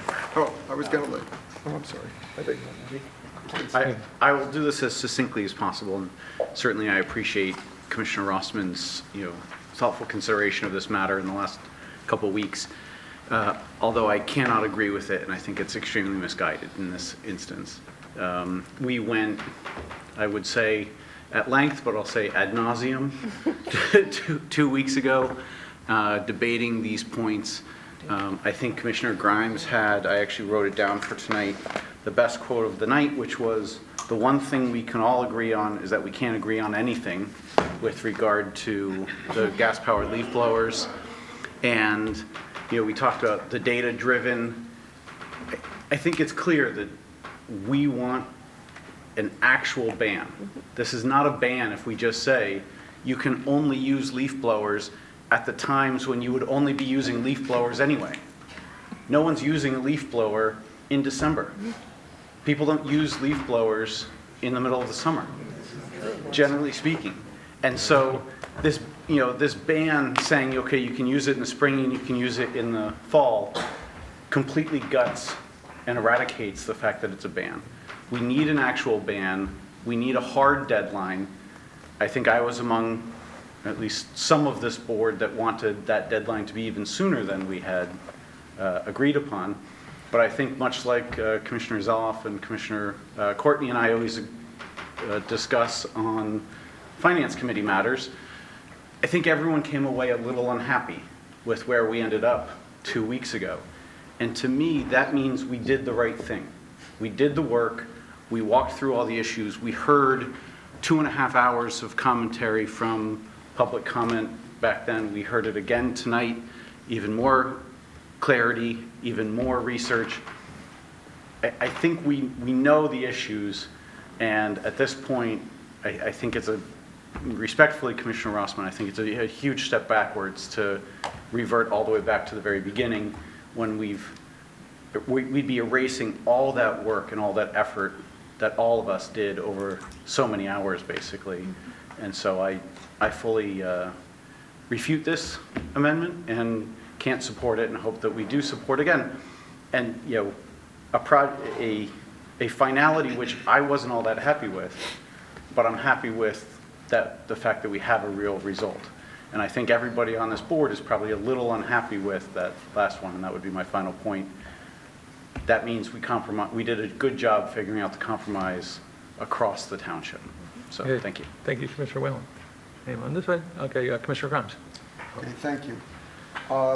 First, thank you for quoting me. Although you didn't quote the entire part of my speech last week, which I would have preferred. Let me say this. You're right that with finance matters, people walk away a little unhappy and all that sort of thing sometimes. But this is a situation where there's a disparate financial impact of this decision on certain residents of this township, way more than on other residents of this township. Those who have a 1/4 acre of land can easily convert to, maybe on electric today, maybe they rake today. Easy to do the conversion, even if they stick with gas or they convert to electric. The economic difference in what they're going to be charged, or what the equipment costs them, or what they're going to be charged if they use a landscaper is different. If you own 5 acres, 3 acres, 4 acres, 10 acres more, you're probably not doing your own landscaping. And what we've heard tonight from landscapers, not from Consumer Reports, but people who do the work, is that it is going to take them, and we heard 2 weeks ago, it's going to take them longer to do the work. They're going to need more people. They're going to need more batteries. There is going to be a disparate impact on people who own bigger properties, which they were not aware of that impact when they purchased their properties. And they're not all wealthy, and some are on fixed incomes, and I don't, it is a burden that they will have that I don't believe is equitable. Now, nobody here is saying, where we do agree, and I think there's a little mischaracterization. I don't think there's anyone here who says there shouldn't be a ban on gas-powered leaf blowers when the technology is there. I don't say that, and I don't think any of my colleagues have said that. I think Commissioner Rossman is saying, and I agree with, is let's revisit this when the technology is there and the board can act. No different from the discussion we had 2 weeks ago where we said, I believe President Sinai, you said this, and forgive me if I'm mistaken, but let's put a deadline in now and we can revisit it if things are different in 2 years.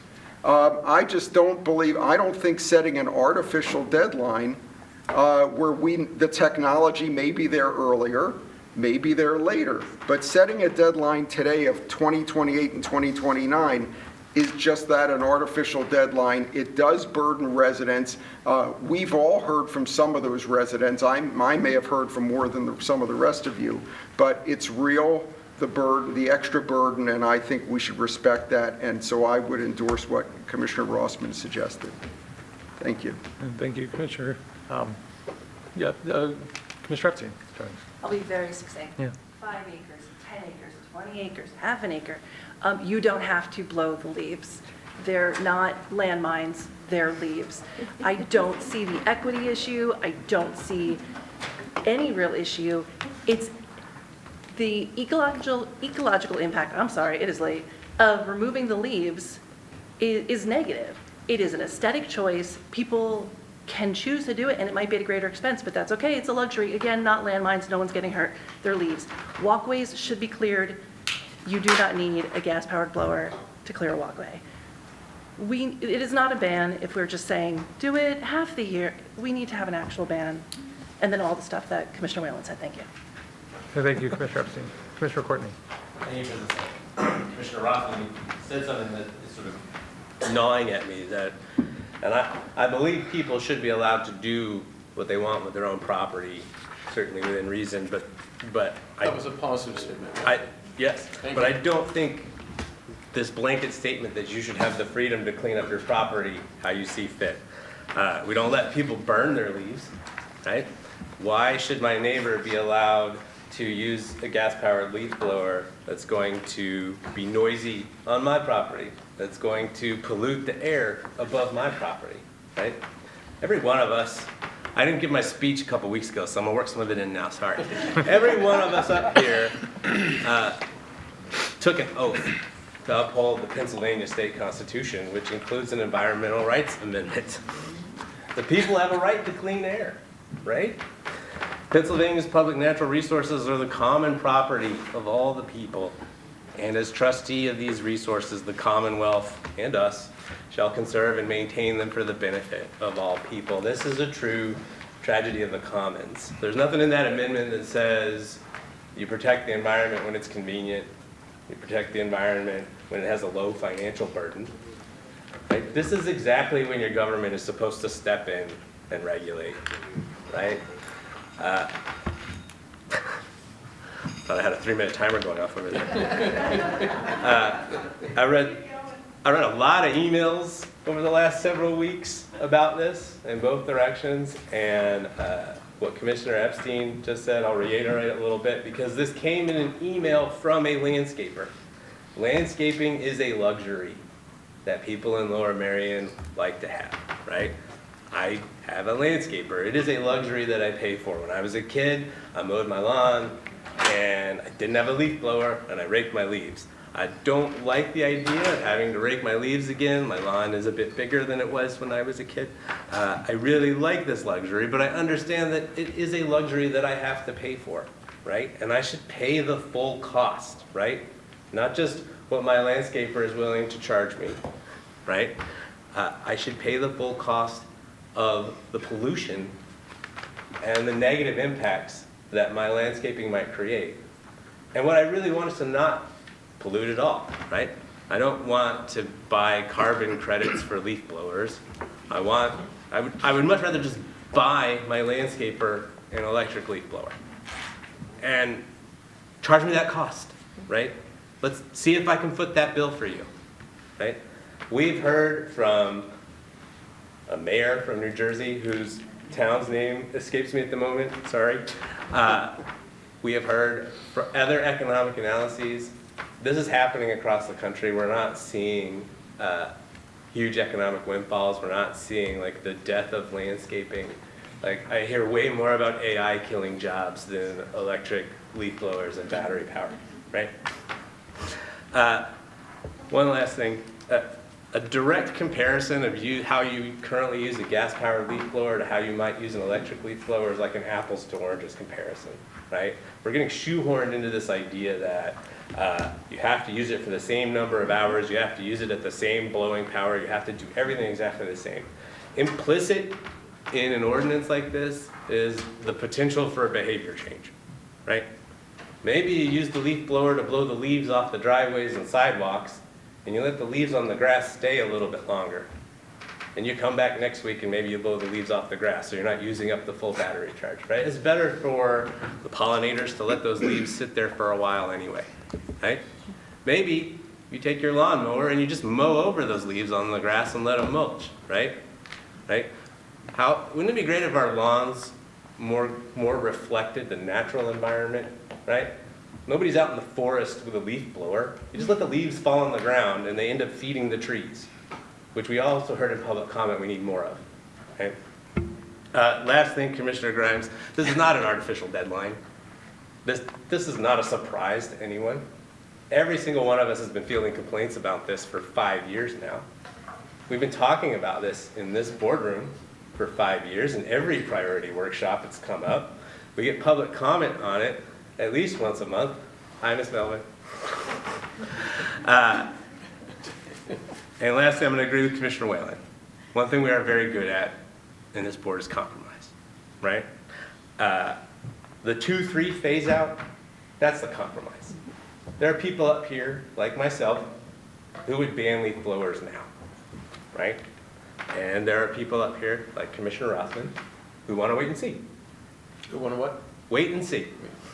The phase out is the compromise. I came in with a 2-4. I like it even better that we got a 2-3. It is important for us to set a goal and try to hit it. It is important to us to set a concrete signal. And that is what we are doing tonight. Thank you, President Sinai. Hey, thank you, Commissioner Courtney. Any other Commissioner? Commissioner Zeloff. Thank you, President Sinai. So 2 weeks ago, we heard a lot of public comment, as we did tonight. And I think tonight we heard a lot of public comment that was directed at some of the arguments made about this proposal and then about a permanent ban. Here's what I think we do agree on, is that the report we got from our sustainability manager, a remarkably thorough report that proposed a seasonal ban and only a seasonal ban. I think we all agreed on that, although we never had a vote because at the end, there was a vote to amend.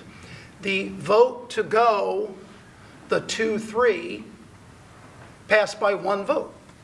So it's worthy of continued debate, which is what we've been having with public comment tonight and now us. So there's a difference between what many said tonight and what's in the report by our sustainability manager. Our sustainability manager and her new staff person, and presumably others in the township, did a remarkable amount of research and have been looking at this here and in talking to other municipalities and talking to contractors for quite a while. This has been long anticipated. But the report says that the electric equipment that is currently available on the market is not suitable to meet the needs of township equipment operators while providing the level of service that is required to meet public safety needs and community expectations. So this report does not recommend setting a date in the future for a total ban. It in fact recommends continued evaluation. We've heard tonight about the high cost, but we've also heard that in other places it isn't a higher cost. We've heard tonight about the disposal of lithium-ion batteries is impossible or very difficult. We've heard that it's not difficult and there are those who will provide the recycling of those batteries. We've heard about the safety risk of lithium-ion batteries, and we've heard that there isn't a safety risk, or it's a very, very remote risk. So, which is correct? The report from our sustainability manager says one of the negative attributes of electric leaf blowers is that they use lithium-ion batteries, which are resource and carbon intensive to produce, are hazardous to transport, and challenging to dispose of or recycle. I believe a lot of research was done to get to that conclusion in this report. So the issue tonight is, do we set a date for a year-round ban, or do we evaluate over time? The report says it is the recommended approach that staff would reevaluate the cost and performance of electric leaf blowers after 2 full years of seasonal restrictions. That makes sense to me. So we heard tonight that lithium batteries might be interim, that there might be other technology like sodium ion or solid state that needs time. That may mean that that date that's been set for a ban isn't practical, and maybe the problems with lithium-ion batteries are going to occur, as contractors and others have said they will. Now, I said 2 weeks ago, we're the only one looking at this right now in Pennsylvania, and we need to work with the neighboring municipalities. There was a municipality that did give this a shot recently, and that's Swarthmore. And they, after a lot of public comment, probably more than 2 meetings, tabled it, and it hasn't come back. So, and I'm not suggesting that we table it. I'm suggesting we adopt what was proposed. Let's see if other municipalities enact the seasonal ban that has been proposed, and I believe all of us support. I hope they do. And if they follow our lead in doing so, and then we're going to evaluate, and then at some point, when we know more from experience, I think we'll be setting a date for a seasonal ban. I just don't think we should do it now. The amended proposal has turned what is a very good idea and into, I think, a premature total ban. So I think we should proceed with the original proposal for a seasonal ban and not set a total ban date today. And one more comment. We heard twice from Sustainable Landscaping Services Company. What they do is in the name of their company. We heard from the owner how much difficulty he's had. Yet we also heard from him that he wants to get to the goal that we are talking about, which is a total ban, but he doesn't think we're ready to get there. This is what he does. And so I think that we have to take the time to see what actually will occur with the experience of the seasonal ban. Thank you, President Sinai. Thank you, Commissioner Zoff. Commissioner Bernhardt. Thank you very much, President Sinai. And I'll try to be brief and not go into territory that anybody else has. And, you know, I had like point, counterpoint, you know, on both ends of these, you know, articulated, you know, very well. But there are a couple other items of data or information I want to bring forward for the consideration of this. No one will be surprised if it has a little legal bent to it. So the town that you were thinking of before, Commissioner Courtney, was Montclair.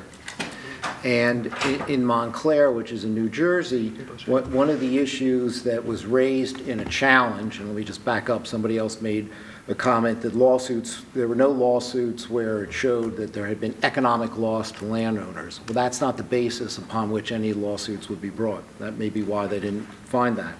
But what was brought in connection with Montclair was whether the ordinance constitutes what's known as a taking. which the U.S. Constitution, as well as the Pennsylvania Constitution, which would be part of that oath that you referenced before, doesn't permit. Think of as an example where there's eminent domain and we go forward and decide to take property, we have to pay fair value for it, all right? So the decision that came out of the New Jersey federal court, which would not bind Pennsylvania, it would certainly be something they would look at, indicated that it wasn't a taking and balanced that because there remained the ability for an economic benefit for their gas-powered leaf blowers by utilizing them outside of Montclair or selling them.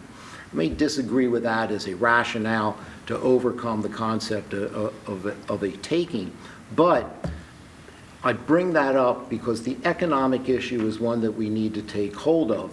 And there are two other municipalities, after passing bans on gas-powered leaf blowers, that recognize this is creating an economic hardship. And so in Evanston, Illinois, and Montgomery County, Maryland, they put a pause into their statutes.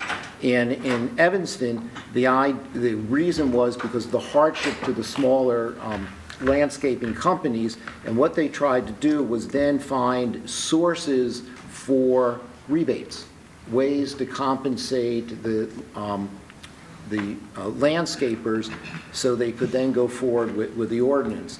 And in Montgomery County, they had an entire rebate program, some of it through the EPA, in order to help out with this, because the cost was significant in light of the fact of the additional requirements in order to try to equal out the difference between the efficiency of the gas power and the efficiency of the electric leaf blowers, leave aside any environmental or noise concerns.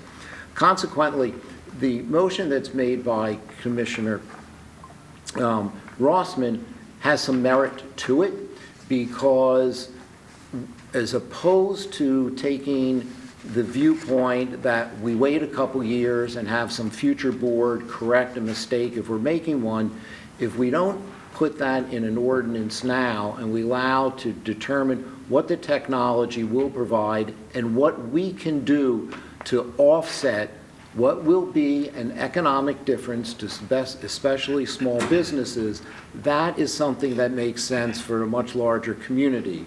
And that otherwise we are placing certain burdens on folks for the need to make alternate arrangements at clearly an economic cost without knowing whether the technology will be where we want it to be in several years from now. There's no harm in saying fine, in the same fashion that we would think some future board may correct an error, that we put upon some future board to take the next step if indeed is appropriate. To say that we're going to rely upon a future board as a safety net if we're making a mistake, I submit it's not the way that one would conduct legislation. There are a lot of aspirations from this. President Sinai had visions of, people now just being with rakes. I don't think that's going to happen any more than we're going to get rabbit ears and rotary phones back. I think that the power tools are here to stay one way or another, and we need to recognize that with an element of reality. So I believe that the motion that has been made by Commissioner Rossman makes a lot of sense. It is a compromise from what was set forth in the original memo that we had, but it allows a future board to make a determination on data and not speculation and aspirations. Thank you. Hey, thank you, Commissioner Bernheim. Commissioner Gilder-Kramer. The environmental, health, and quality of life issues, in my mind, override all of these concerns. And I fully support the legislation as currently written and oppose Commissioner Rossman's proposed amendment. Thank you. So Commissioner Rossman, you've already gone. So I forgot. Anyone else? Okay, so I'm going to make some comments. I first want to address some of the concerns that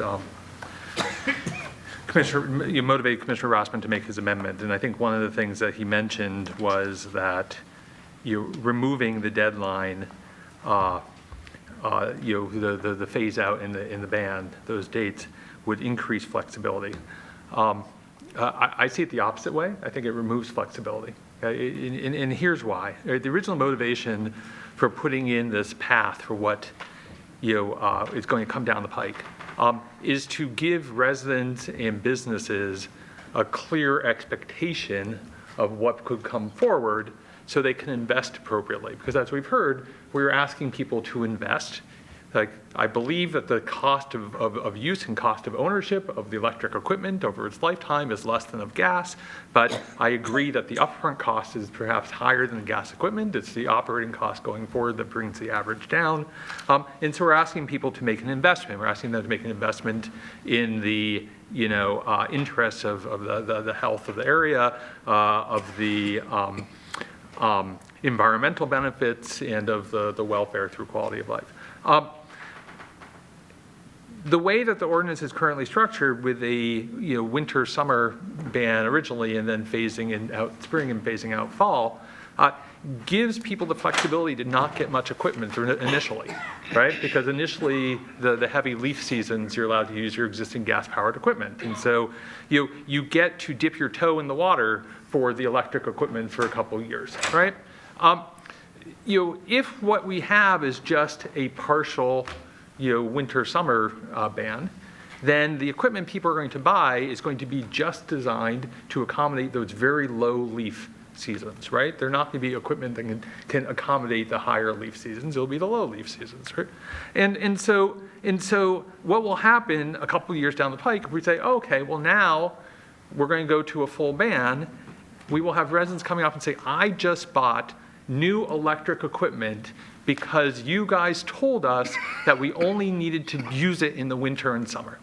And now I need to go out and get new equipment because you're now telling me I can't use it in the spring, or you're now telling me I can't use it in the fall. And I didn't expect that, I didn't know that, and I'm going to have to reinvest all over again, right? You have to telegraph to people, this is what you should expect, this is what you should plan for, right?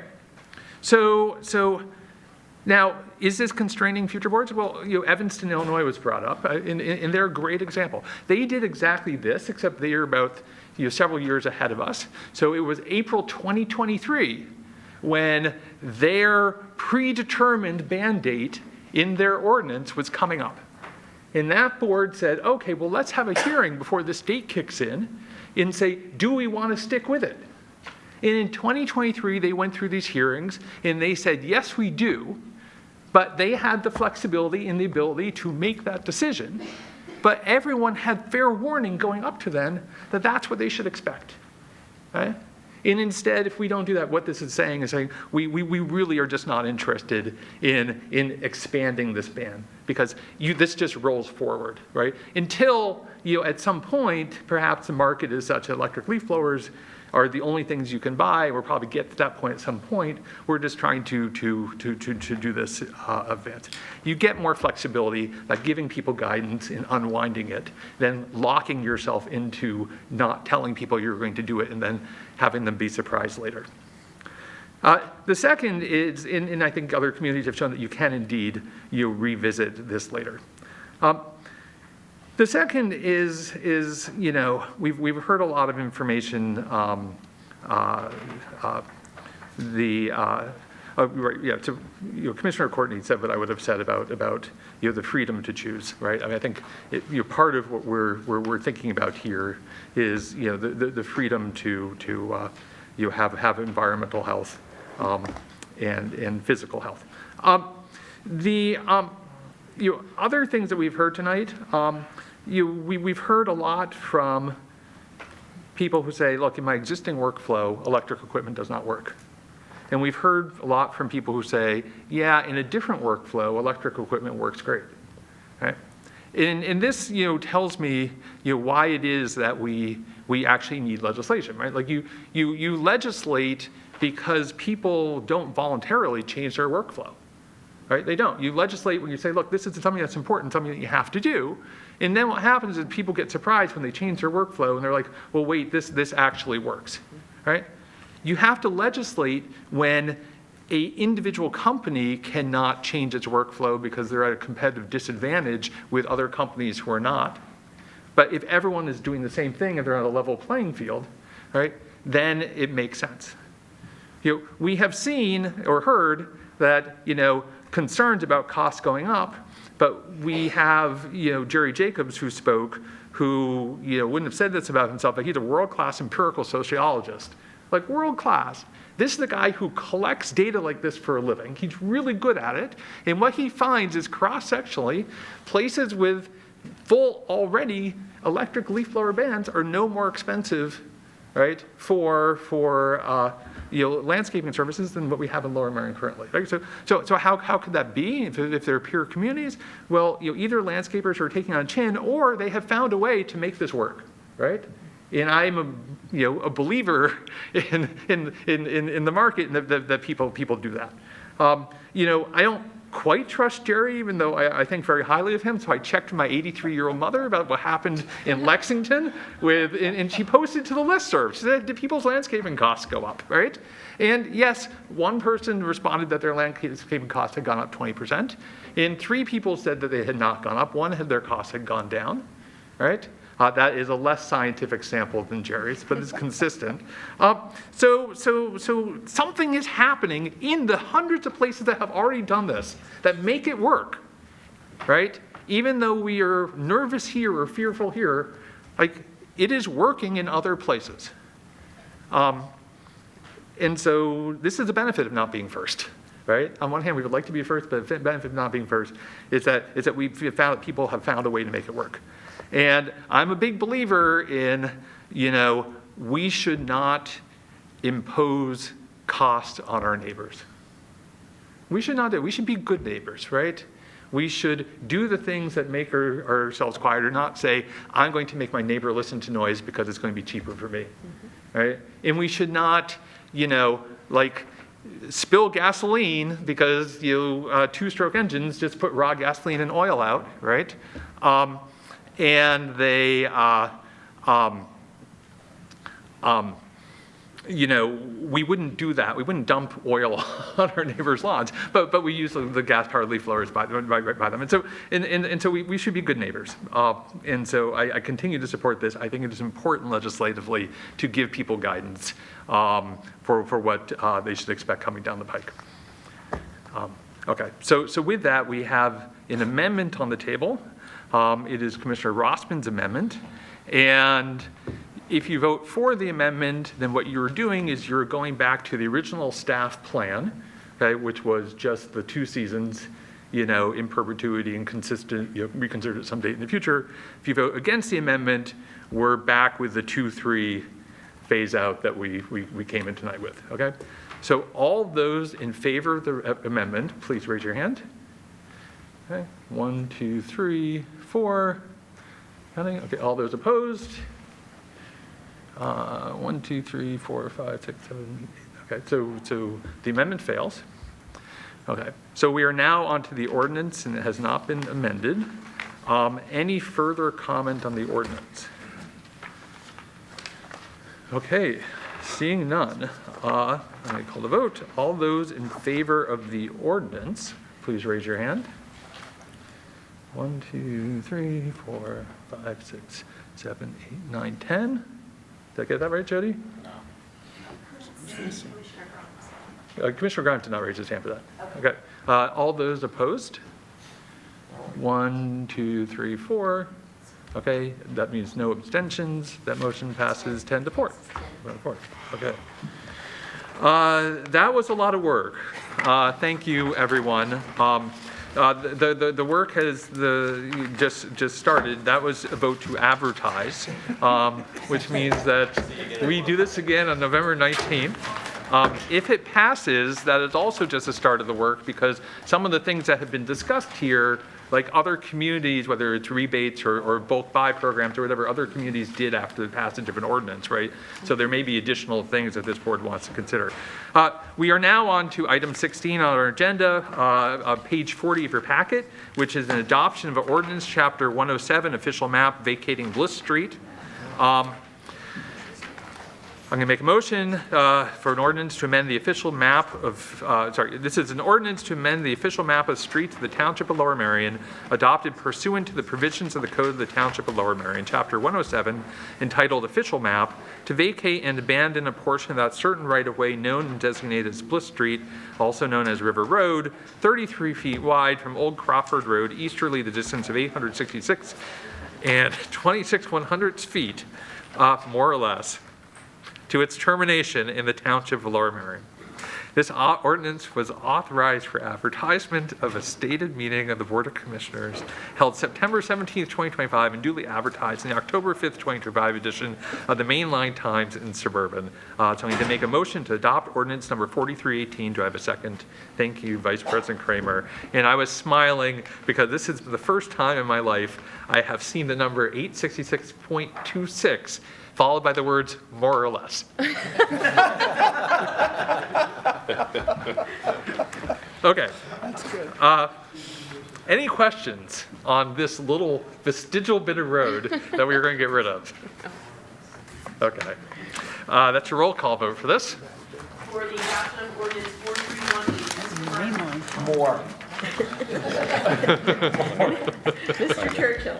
Yes. Mr. Courtney. Yes. Ms. Epstein. Yes. Mr. Gabbard. Yep. Mr. Grimes. Yes. Ms. S. Kramer. Yes. Ms. G. Kramer. Yes. Dr. Rossman. Aye. Mr. Stevenson. Aye. Mr. Whalen. Yes. Mr. Woodring. Yes. Mr. Zella. Aye. Mr. Simon. Yes. The ordinance is duly adopted. Okay. Is there any unfinished business to come before the board? Okay. And we are now on to new business. I know Commissioner Grimes has some new business. Commissioner Grimes. Yes, I do, and there's a slide, there it is. I would like to hope the board would recognize our colleague, Commissioner Rossman, who is going to be inducted into the Alumni Association of Cheltenham High School Hall of Fame at a ceremony on November 7th. I believe that there are 3 graduates of Cheltenham High School on this board. I would note he is the only one that will be inducted, and probably the only one who will ever be inducted into the Cheltenham Hall of Fame. Just briefly, because we don't want to be here till midnight, I will not read all of the nice things they say about him. But for those who didn't believe he had a career or a life before he joined the board, the Alumni Association has recognized that he built a remarkable career defined by innovation, leadership, and service, leaving an indelible mark on the field of dentistry while improving the lives of countless individuals. So the ceremony will be on November 7th at Cheltenham High School, and I just wanted to congratulate him and bring this to the board's attention, and hope my colleagues will as well.